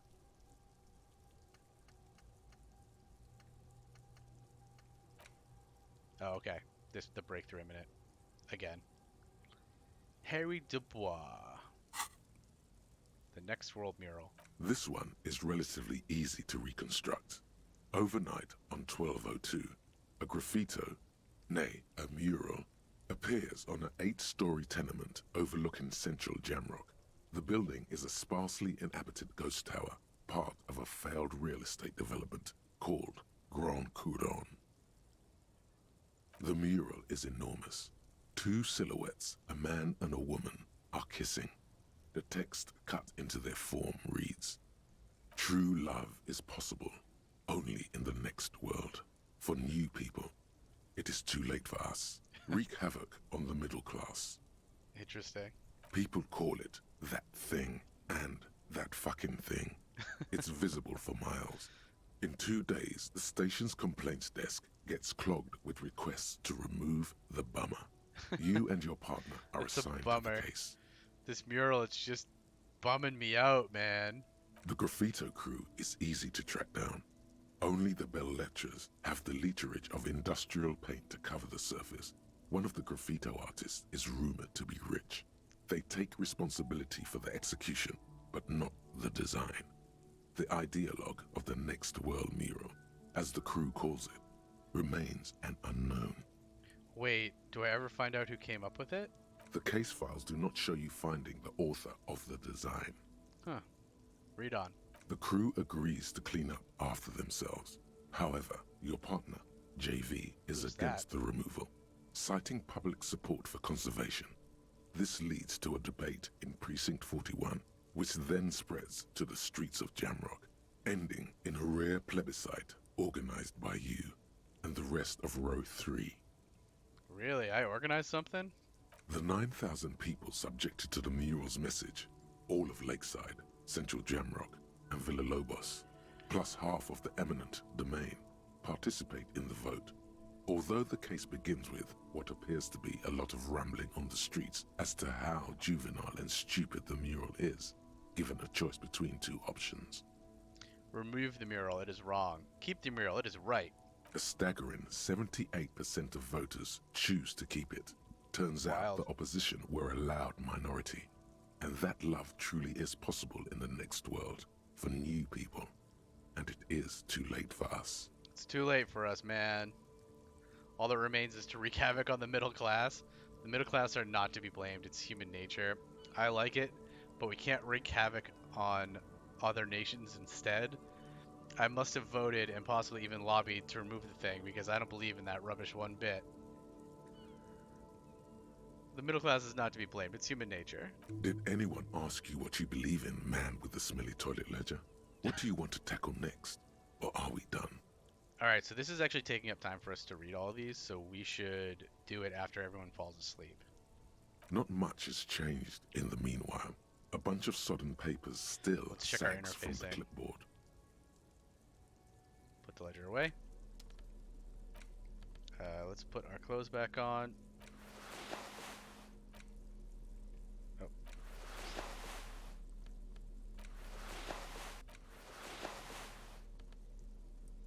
I don't think we have anything that adds to interfacing. It looks like no. So we'll just try it at the 50% because it's a white check. Okay. What's this? Oh, the right. Jamrock Shuffle. Jamrock Shuffle. God, look at that. In a It's way, wild yes, you are treasure hunting. Most officers from Precinct 41 do what is called the Jamrock Shuffle, cracking open containers. Most of them are from Jamrock or Coal City, the poorest parts of Revachol, that also overlap with the network of royal catacombs called Le Royaume, just beneath the streets. As children, you would all go underground, hoping to find treasure, and come back with a rat's tail or a used needle. Oof. That playful curiosity must still be in you. Who knows, maybe one day the Orbe de Montagne, the Holy Scepter, and the Cocaine Skull will all be yours. Just rat tails all day. All I want is one cocaine skull. I mean, is that so much to ask? The murals, this painting's wild. Look at this thing. All of the thoughts, all of the drawings they did for the thoughts are amazing. They're just madness on paper. Find better loot in locked containers. Alright. Cool. I'll take that. Find better loot in locked containers? Sure. All day. Thanks.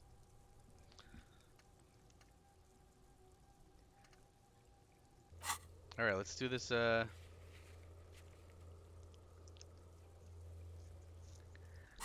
do the other interaction. That. It's the ledger you found in the trash. Let's give this a a cabbage shot. of papers hanging from the board. Ugh. Is not what you end up doing. You squeeze the plastic to slide it open, but nothing happens. Guess how much we failed then by. You bend it some, then crack it. The goddamn thing is stuck. Always by one. Always failing by one. The ledger quivers in your hand. As it shakes, the pages rustle. This pathetic mess suddenly afraid of you for some reason. It should be afraid of me. I'm gonna rip it apart. Just want to open the hidden compartment in the clipboard. Maybe it has my badge in it. Alright. Crinkled chewing gum wrapper. You carefully fold the wrap. The note is written with a blue pen.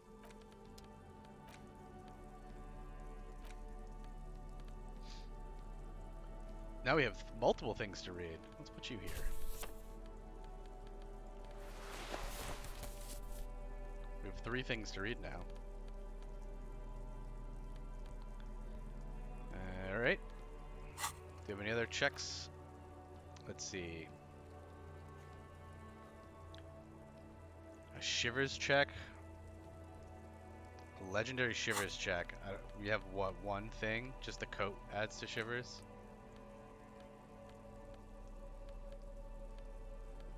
Next. So a legendary physical instrument check. The Abandoned Lorry we already got into, so that doesn't matter. We could go try to lift up that barbell again. Maybe die. Let's go to Bird Nest Roy. We've got a bunch of electrochemistry stuff. Let's put all that on. That's physical instrument. Electrochemistry. Electrochemistry? Same slot. Okay, I guess we don't have a lot. We have 2.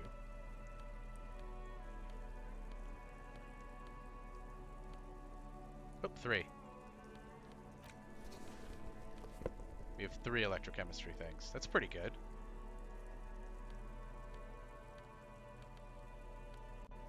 What does that give us? 5? 5's not bad. Wait, what was this guy's check? Everything's still Rhetoric? cool here, officer. Oh, to persuade him to give us some money? I don't even know if we have any rhetoric, do we? Nah, it's just like a 50-50 shot. Alright. God, I'm sexy. I'm so sexy.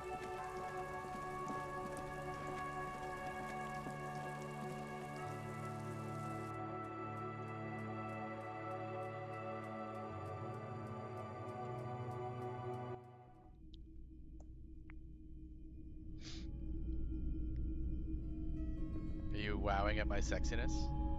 Greetings on this fine night. What brings you here? Is Roy high, and if yes, then what is he on? 83%. Roy doesn't really sleep, and +1 dress code because of the insane silk dragon. We got a bonus from our dress code. We were dressed for the occasion. Let's do it.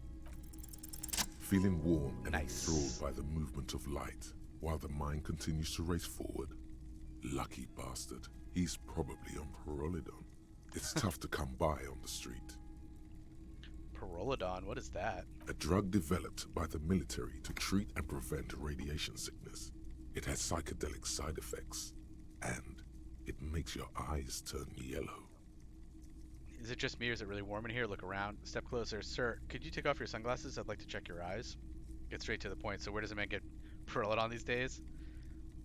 Is it me or is it just really warm in here? I try to keep the shop at a comfortable temperature. He tilts his head. There's a note of indignation in his voice. Interesting. Those triangle patches on his vest, you have a feeling they mean something, like they're similar to the halogen rectangle on your jacket. Point is closed. Say what's with the triangles on your vest. It's pretty obvious that you're under the influence. No judgment, just curious. I probably did loads of it before I lost my memory. Chill out, man. I'm a chill out cop who wants some of what you're having. Point is closed. Say, what's with the triangles on your vest? I was with the Emergency Relief Brigade. You know, after the People's Pile disaster. Hey, Hidden. Good to see ya.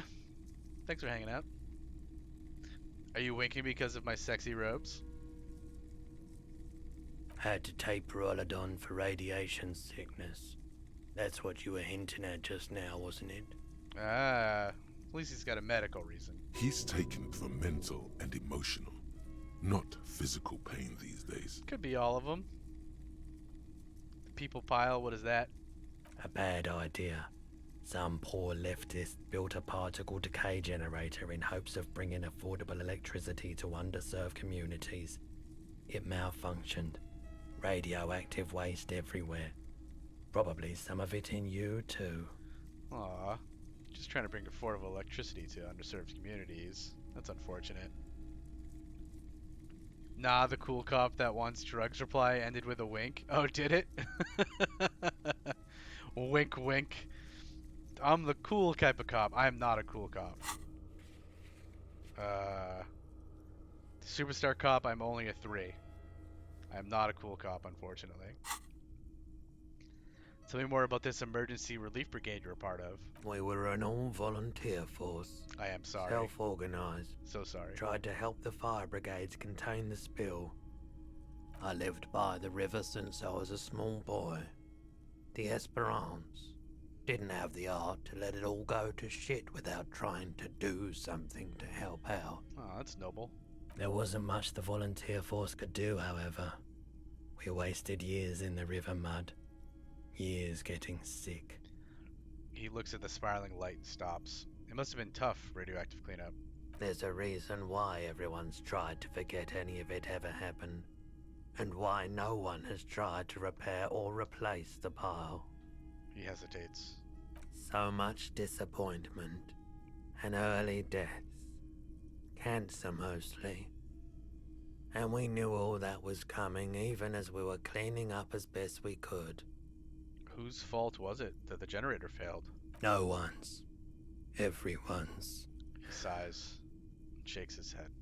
So much bitterness. I mean, valid. A bunch of poor people built themselves a primitive nuclear reactor, hoping for the best. What do you think is going to happen? Oh, man. These poor people. They just wanted some power, man. How did you end up running a pawn shop? The cleanup happened 15 years ago. I was young then. Later, my second aunt died. Left me this shack and all the assorted junk in it. He just inherited an old lady's place full of crap, and when he walked in was like, I'm just gonna put an open sign on the door and see who wanders in and offers me money for all this crap. So I came to Martinez. People told me don't go there. It's a shithole. I said, people, we just had a nuclear pile meltdown. I'm gonna get as far away from Forberg as I can. Still in the same city, but... Yeah. Well, thank you for telling me. I like the theory more than the story. Outward movement, not vortices. Am I right? Yeah, you gotta get in on those vortices, my man. Care to share it with me? The boombox I bought, I should play this tape, right?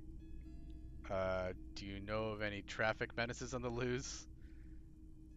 Do you know of any traffic menace on the loose? Traffic? I'm sorry, officer, but I don't drive. Wait, why don't you drive?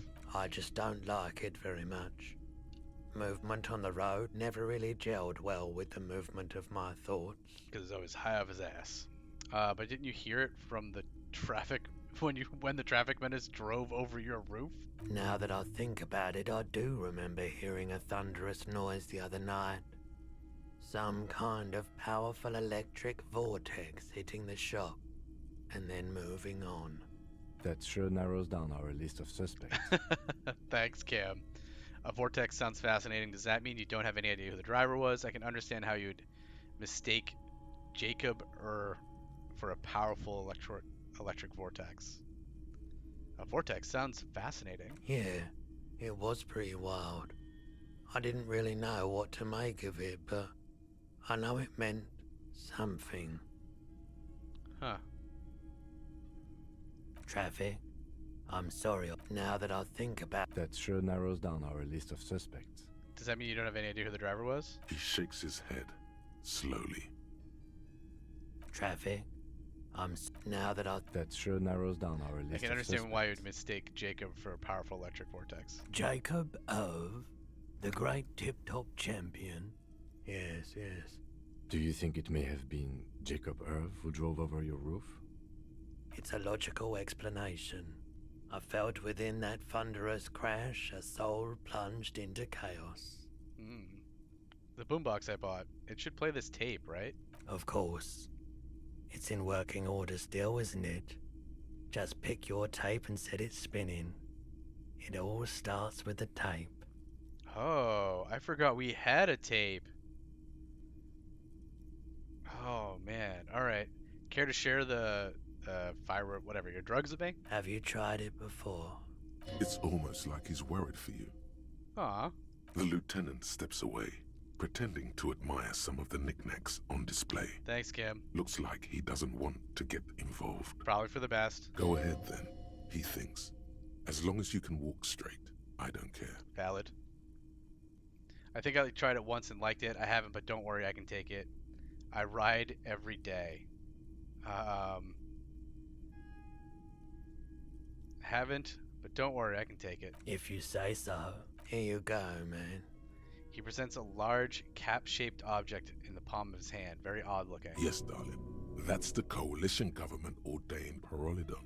Straight into your gut. Not so sure about this. Wait, why wouldn't I be sure? Thanks, man. Take it. Actually, I changed my mind. I don't need any. Why wouldn't I be sure? Because it's an anti-radiation drug, and you're a cop, not a post-apocalyptic scavenger.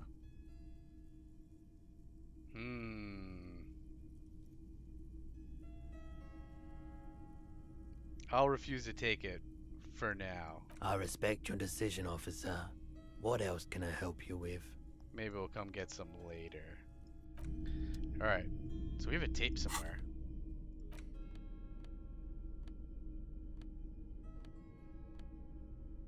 Right? Don't we have a tape? Or did we find a tape somewhere and we didn't pick it up? I vaguely remember a tape at some point. Curses. If I equip you.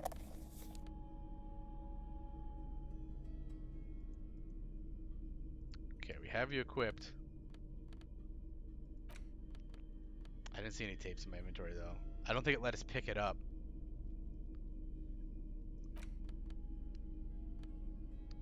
I don't remember where that tape could have been. I do remember a tape at some point. No, these are books in my ledger. I couldn't tell you where the heck that was though, but I do remember. I distinctly remember a tape at one point. We should probably change our clothes.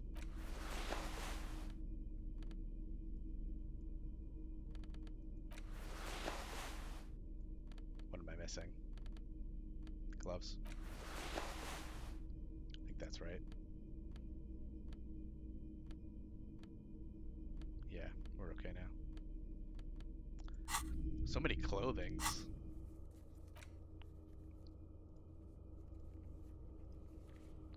Oh, there's a logic check with Kim. Could have a chat with him. Do we have anything that adds to logic? I don't think so. Or maybe one thing. And maybe we're... Nope. Get the hat.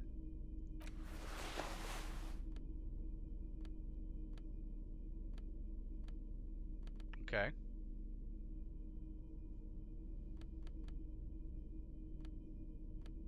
Let's have a chat with Kim. Yes?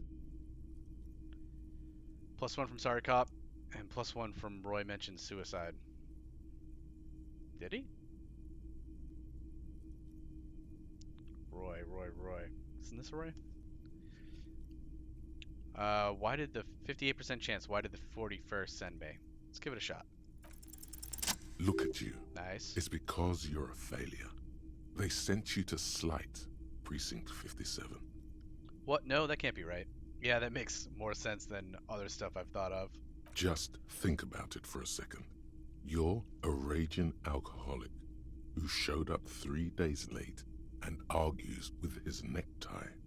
You weren't sent here to win. To be fair, the necktie argues with me.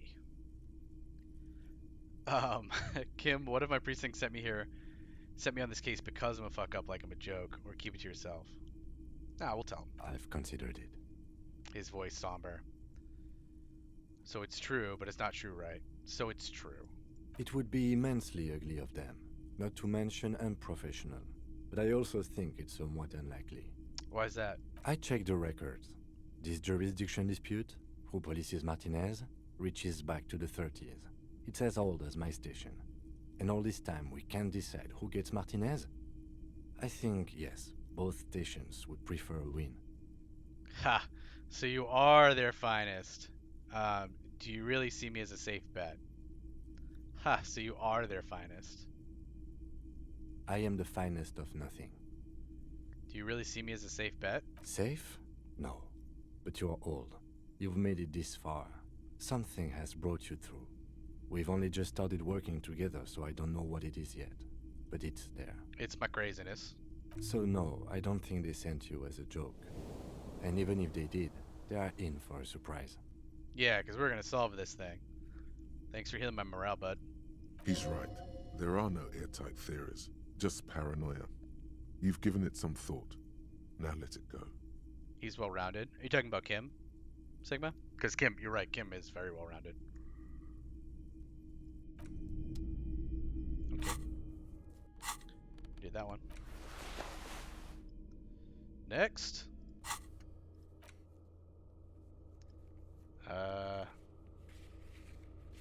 Okay, try the barbell.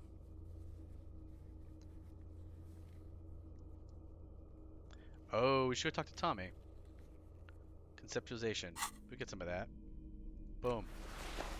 Boom.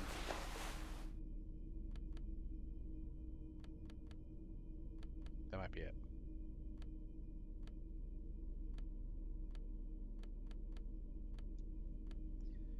What does that give us? 5? Alright, let's go talk to Tommy.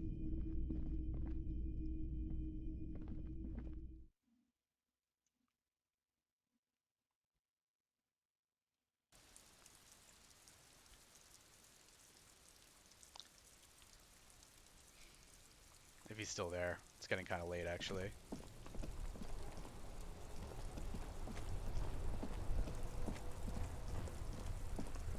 Nope. He went to sleep.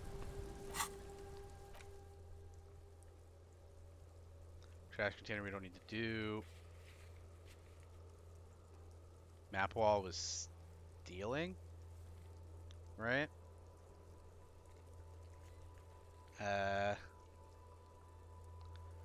Or a door we don't need to do. Gaston Martin, rhetoric, legendary. We should try this rhetoric first, probably. Was there a reason we didn't do it? Oh, because it was asking for money, right? Volition medium.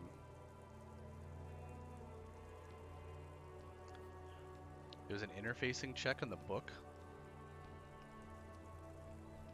that we have.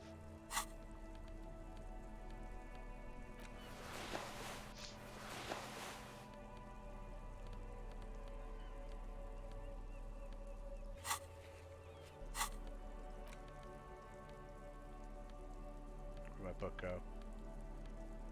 There we go. Interact. A cockatoo is a parrot with an erectile crest. This book talks about the delicate nature of twos, as well as introducing some of the most popular species among the bird enthusiasts. I didn't see anything there. From Ajrik, a well-read cockatoo guide. Interfacing medium. It's probably in a dialogue. I have to go deeper. Alright, we'll wait on that until Kim's gone. He's probably have to go to sleep. I think he has to go to sleep now-ish, honestly. He's gonna make a heroic cafeteria window. We can check the cafeteria window, which is perception.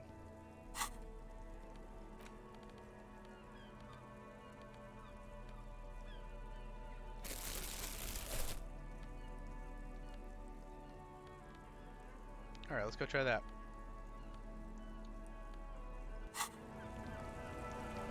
A fancy hat.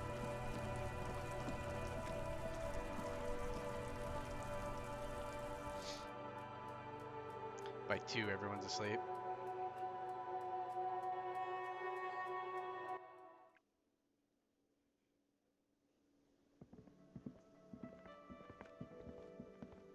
It's so chill in here at night.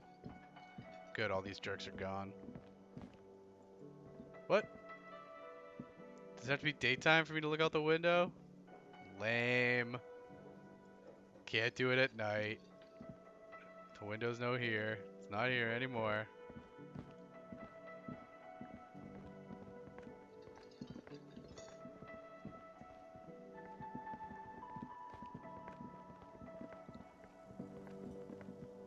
Any chance you're just like open at night? You see a heavy steel. The door does not.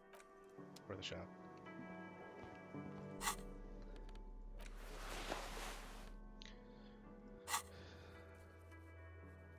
Might have been in Titus dialogue. It might have been. It was a clickable thing. Like you could click on the window before. But yeah, maybe doing that would have triggered one of his dialogues.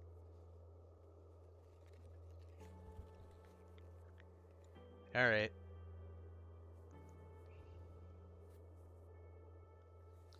So I think the only other thing is we could try to go lift that barbell. How bad was it? I feel like it was like hard. Challenging? Nope. Legendary.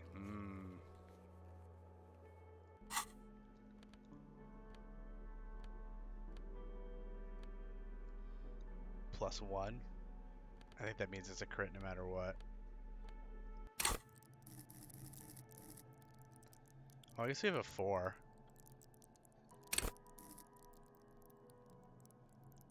So it'd be a 5.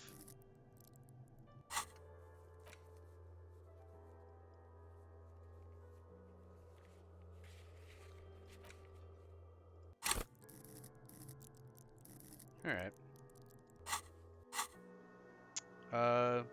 Let's say goodnight to Kim.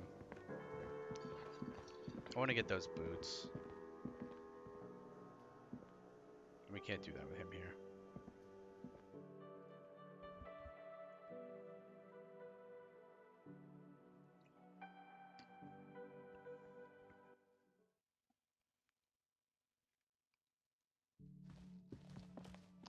This is his door.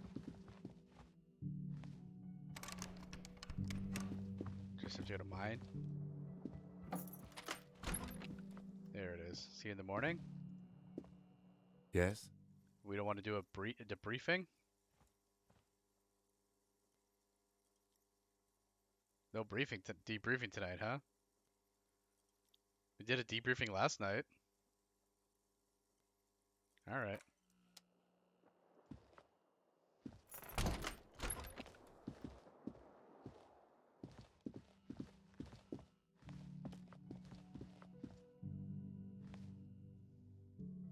I thought we did a debriefing every night. I was looking forward to my debriefing.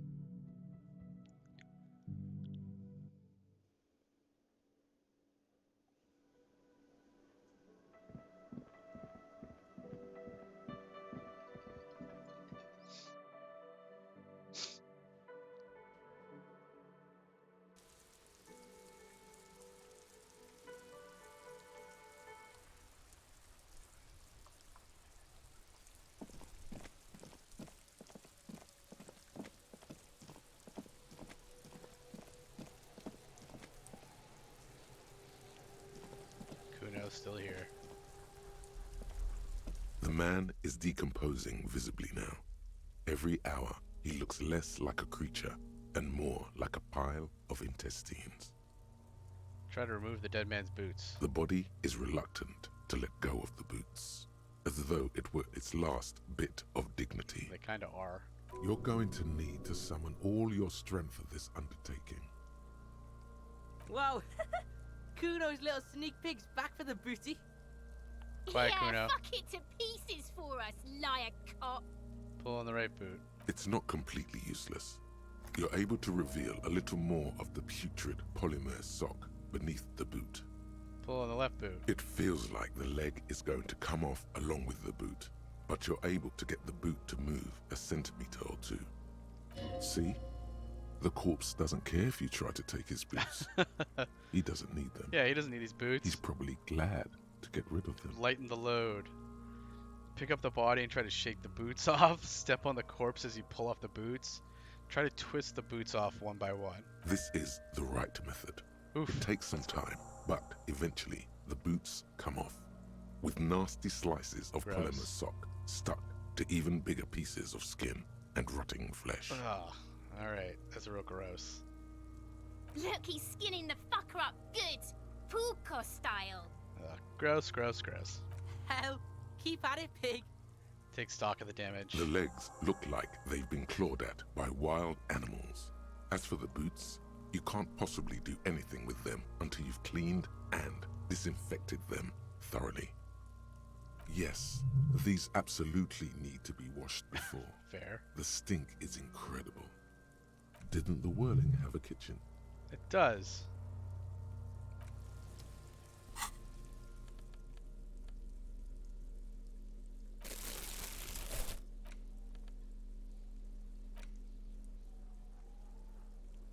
Don't smell these boots. Better yet, don't even think about them.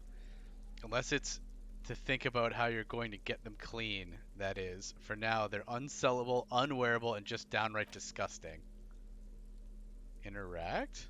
These boots were probably left on the corpse because they were impossible to pull off while it was hanging. Agreed. They're not exactly pleasant to look at right now, much less smell.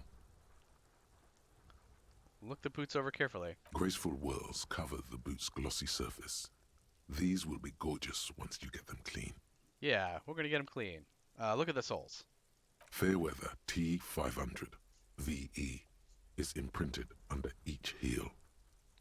Look inside the boots. Still, just pieces of sock and rotten cadaver. Gross. Put the boots away.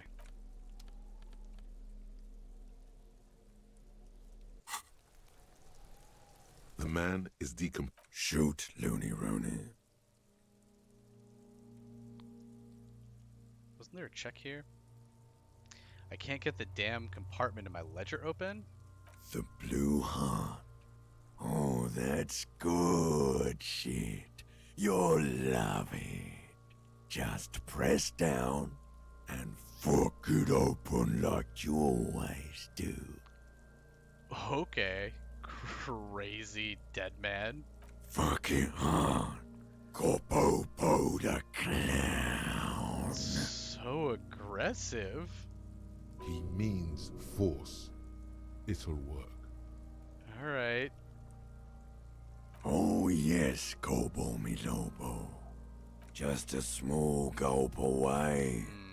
My beloved Gobo. Where's the check? A small gulp away.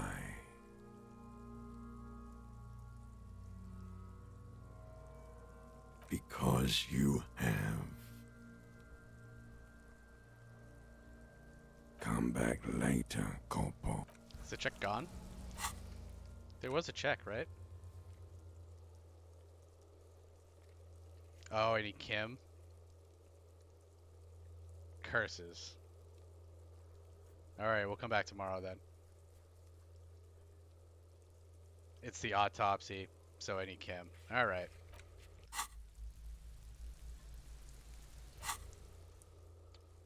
Do you think I can try the ledger again now? Did he unlock that by talking to me about it? That frickin' weirdo? That weirdo body? Damaged ledger. It's back. Interfacing. Or he was telling me I should use physical force.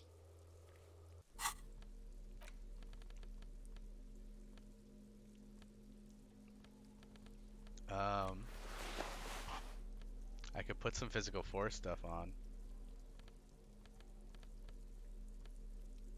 Just in case. I have something that does it. I know I do. There's physical instrument.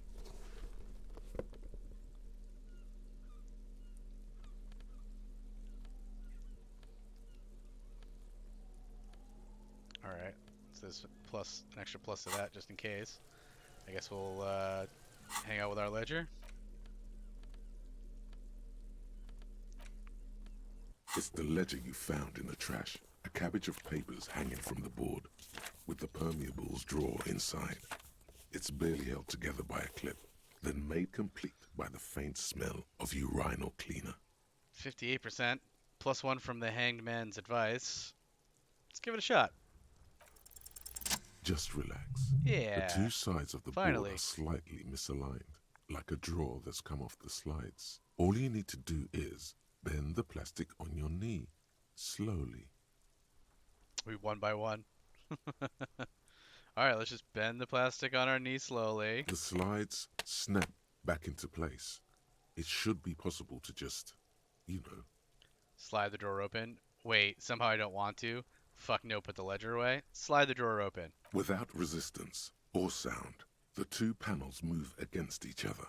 The compartment is now open. What's inside? 2 ticket stubs and a handmade postcard. Oh, that's unexpected.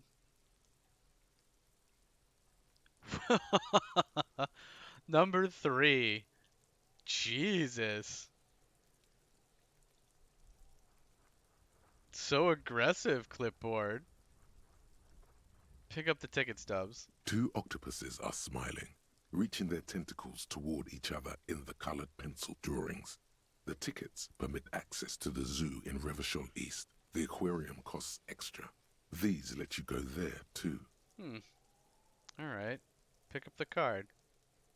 Thin wax paper has been glued to a piece of cardboard. Sounds like leaves rustling when you pick it up. You see violet flowers, floral patterns, patches of glue.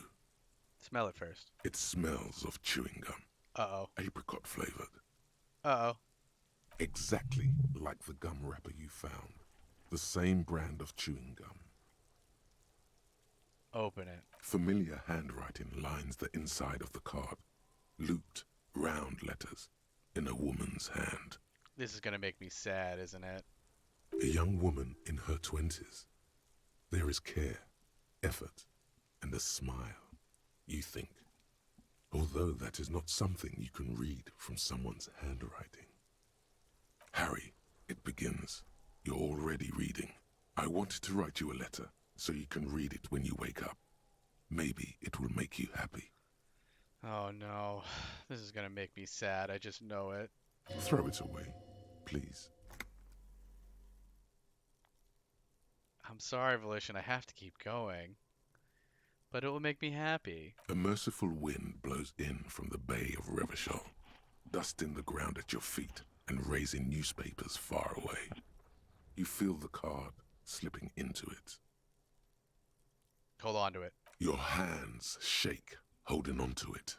Every morning when I step out and you're asleep behind me, it says, I find a little piece of sadness in me.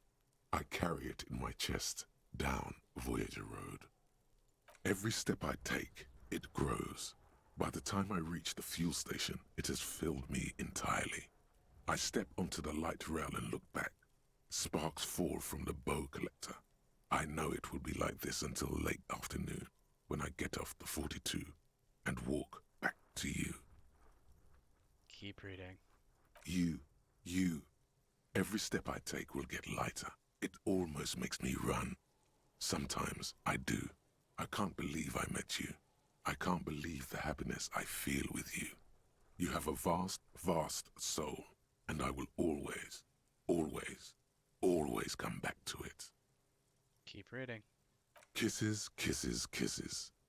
You feel the air sucked out of your lungs and the blood sucked out of your head. Everything around you gets dark. Small white dots appear.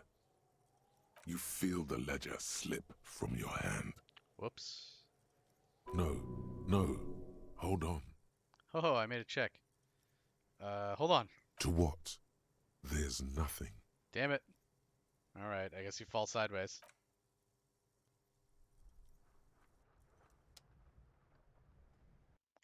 Let's see how badly this hurts.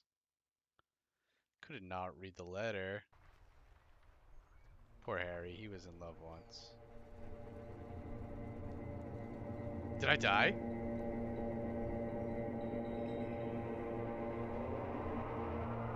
Did I lose?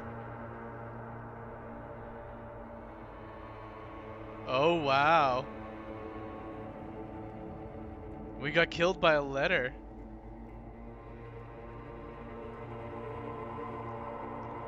Amazing, it didn't even do me damage or anything. I had 2 health pips and like 6, whatever the morale is. There is nothing. Oh my god.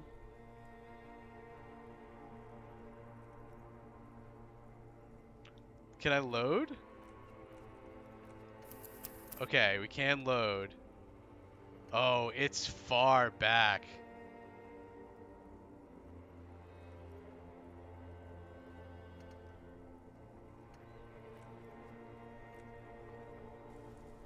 Continue here just in case. Okay. Again. Worth a try, Sigma, you're right. Maybe we're not dead. Maybe we're just, like, blacked out, yeah. Just lie there passed out. Nothing? Nothing sad, brother. No treachery, just blackout. Just lie there, passed out. Well, almost nothing. There is the ground below you. That's still there. And the small light that's on, fluttering, somewhere in the basal ganglia. Psh, so not a lot there. Who's that? That's me. Blue eyes, that's me. And who was that? Who was what? He speaks of the sickening longing, the unwell emotion. Even in the darkness, he's grasping for it. Still trying to hold on to the great sorrows slipping in the water. Slimy. Limbic system, you're creepy. Yeah, that's the stuff. Here in the paleo-mammalian cortex, we call it the shadow. Not creepy at all. Because it's always there. Thought gained, white morning. Was that the X something? The Where's Voyager Road? So my name appears to be Harry. Enough, just lie there motionless. Was that the X something? Bloated corpse of the past resurfacing. No, it was beautiful. Beautiful. Believe me, stupid ape. Its lack of beauty was not the problem.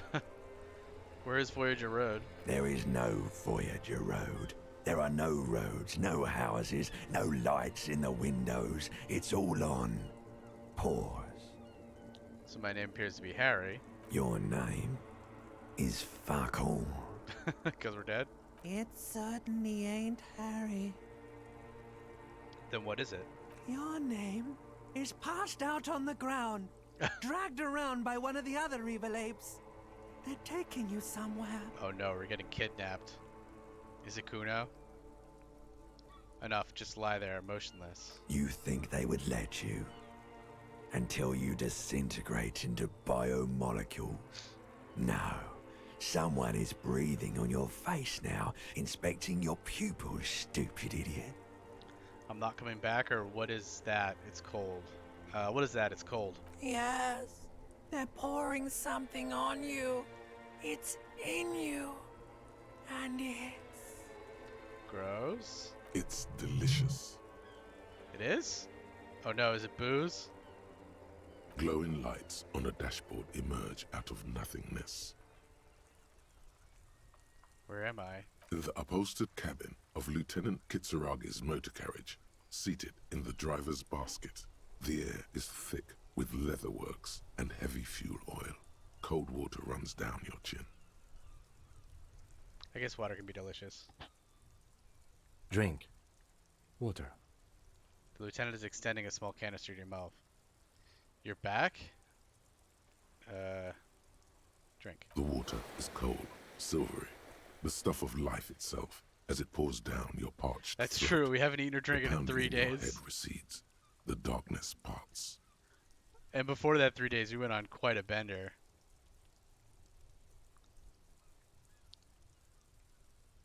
Drink. You haven't drunk water in 2 days. Did you know the human body is not made to survive on alcohol alone? I did not know that. You need a secondary form of hydration. Not a primary, it's secondary. With greedy gulps, you down half a liter of cold water. Some of it spills on the driver's seat. The lieutenant pays no heed to it. What happened? I should ask you the same. I came in contact with the burnt out ruins of the past, Lieutenant. I was dehydrated, it won't happen again. Fuck it, starts climbing out of the motor car.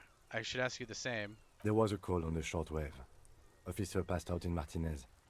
I had a feeling it would be you. I'm glad I got here in time. How long was I out?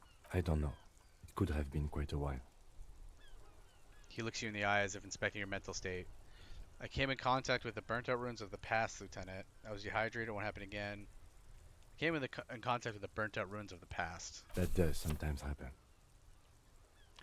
Item gained, Ledger of Failure and Hatred. Thank you for handing me the remains of my ledger, which is the Ledger of Failure and Hatred. I found this next to you. I'll tag along for the rest of the day if you don't mind.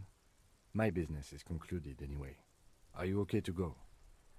Let's solve this case. Good. The Ledger of Failure and Hatred Oh, is a God. special item that can be used both as an interactable and a tool equipped in your held slot for skill bonuses. Find it under the Tools tab in your inventory. So, it's still day 2? Is it just, it's just after midnight on day 2, but he's back with me, is what happened, it looks like. So not much time has passed.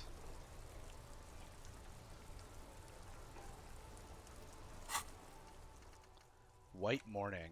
-1 authority for 5 hours. Little guy gets further and further away. You see yourself from above. You're passed out on the blue tiles of the hostel room floor. Even from this distance, you can see your eyelids flutter at the mention of what?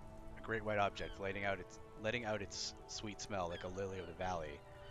The little man's forgotten his name, but he still remembers the feeling. And look, he moves. The feeling animates him. He instinctively reaches out for the feeling's best friend, a bottle of Commodore Red. He puts on the disco clothing and gets smaller and smaller. Wonder what this gives us. Let's internalize it. Internalizing things is fun. And then the Ledger of Failure and Hatred. -2 authority, +1 empathy, +1 inland empire. So if we have that in our hands, it gives us -2 authority, +1 empathy, +1 inland empire. It's aggressive. Really knocks down our authority. What does that make our authority? That makes our authority a 1. Oh my god.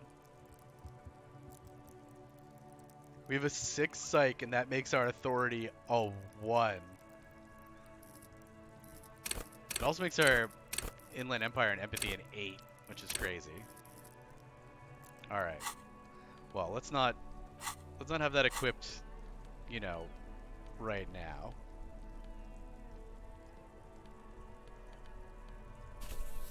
It's very cool though.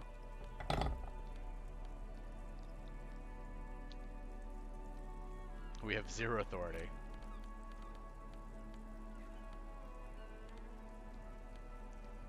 Alright. Well, that was something. Is it not here for me to interact with anymore?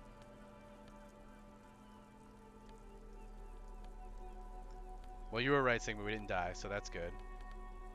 Do I just interact with it from the tools menu? Yeah, I interact with it from the tools menu now. Okay. Good thing we didn't reload. Thank you for saving me, Sigma. That would have been brutal.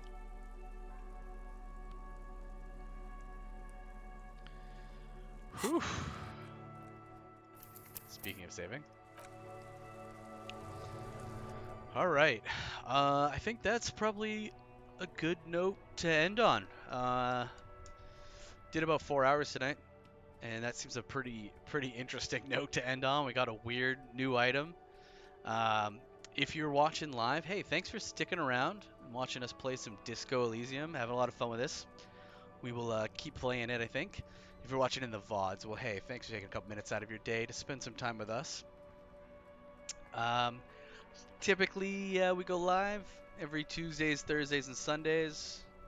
Most Tuesdays, Thursdays, and Sundays. 9 p.m. Eastern until midnight Eastern. If you don't want to remember any of that, hey, I get it. Well, it's easier to just join the Viking Raiders, so you can just press that follow button, and that'll enable you to jump in the longboats and grab an oar and raid some video games with us. And you don't have to. You just get a notification when I go live. You don't have to pay attention to my timetables at all. We're gonna keep playing Disco Elysium. However, as I mentioned in the Discord, unfortunately, Tuesday night, Thursday night, and Sunday night of this coming week, I will be working. Womp, womp, womp, womp, womp, womp, womp. Very unusual for me to be working all 3. Usually I try to squeeze in a couple days during the week. It's just not going to work. The arena has taken me over for the week. We will be there all week with quote-unquote Disney on Ice. So yay for that. So that means that the next time I'll be back will be Sunday, the 30th. Nope, that's not right. Tuesday the 1st. Tuesday the 1st, so a little over a week and a day from today. We'll be back, and I will catch you guys then. Let's see if there's someone we can go and hang out with and do a little raid for. Let's see who's online.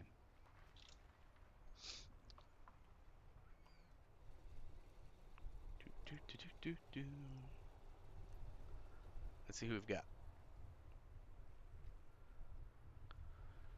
Let's see. Mandalorian AJ, sure. We're gonna go hang out with Mandalorian AJ.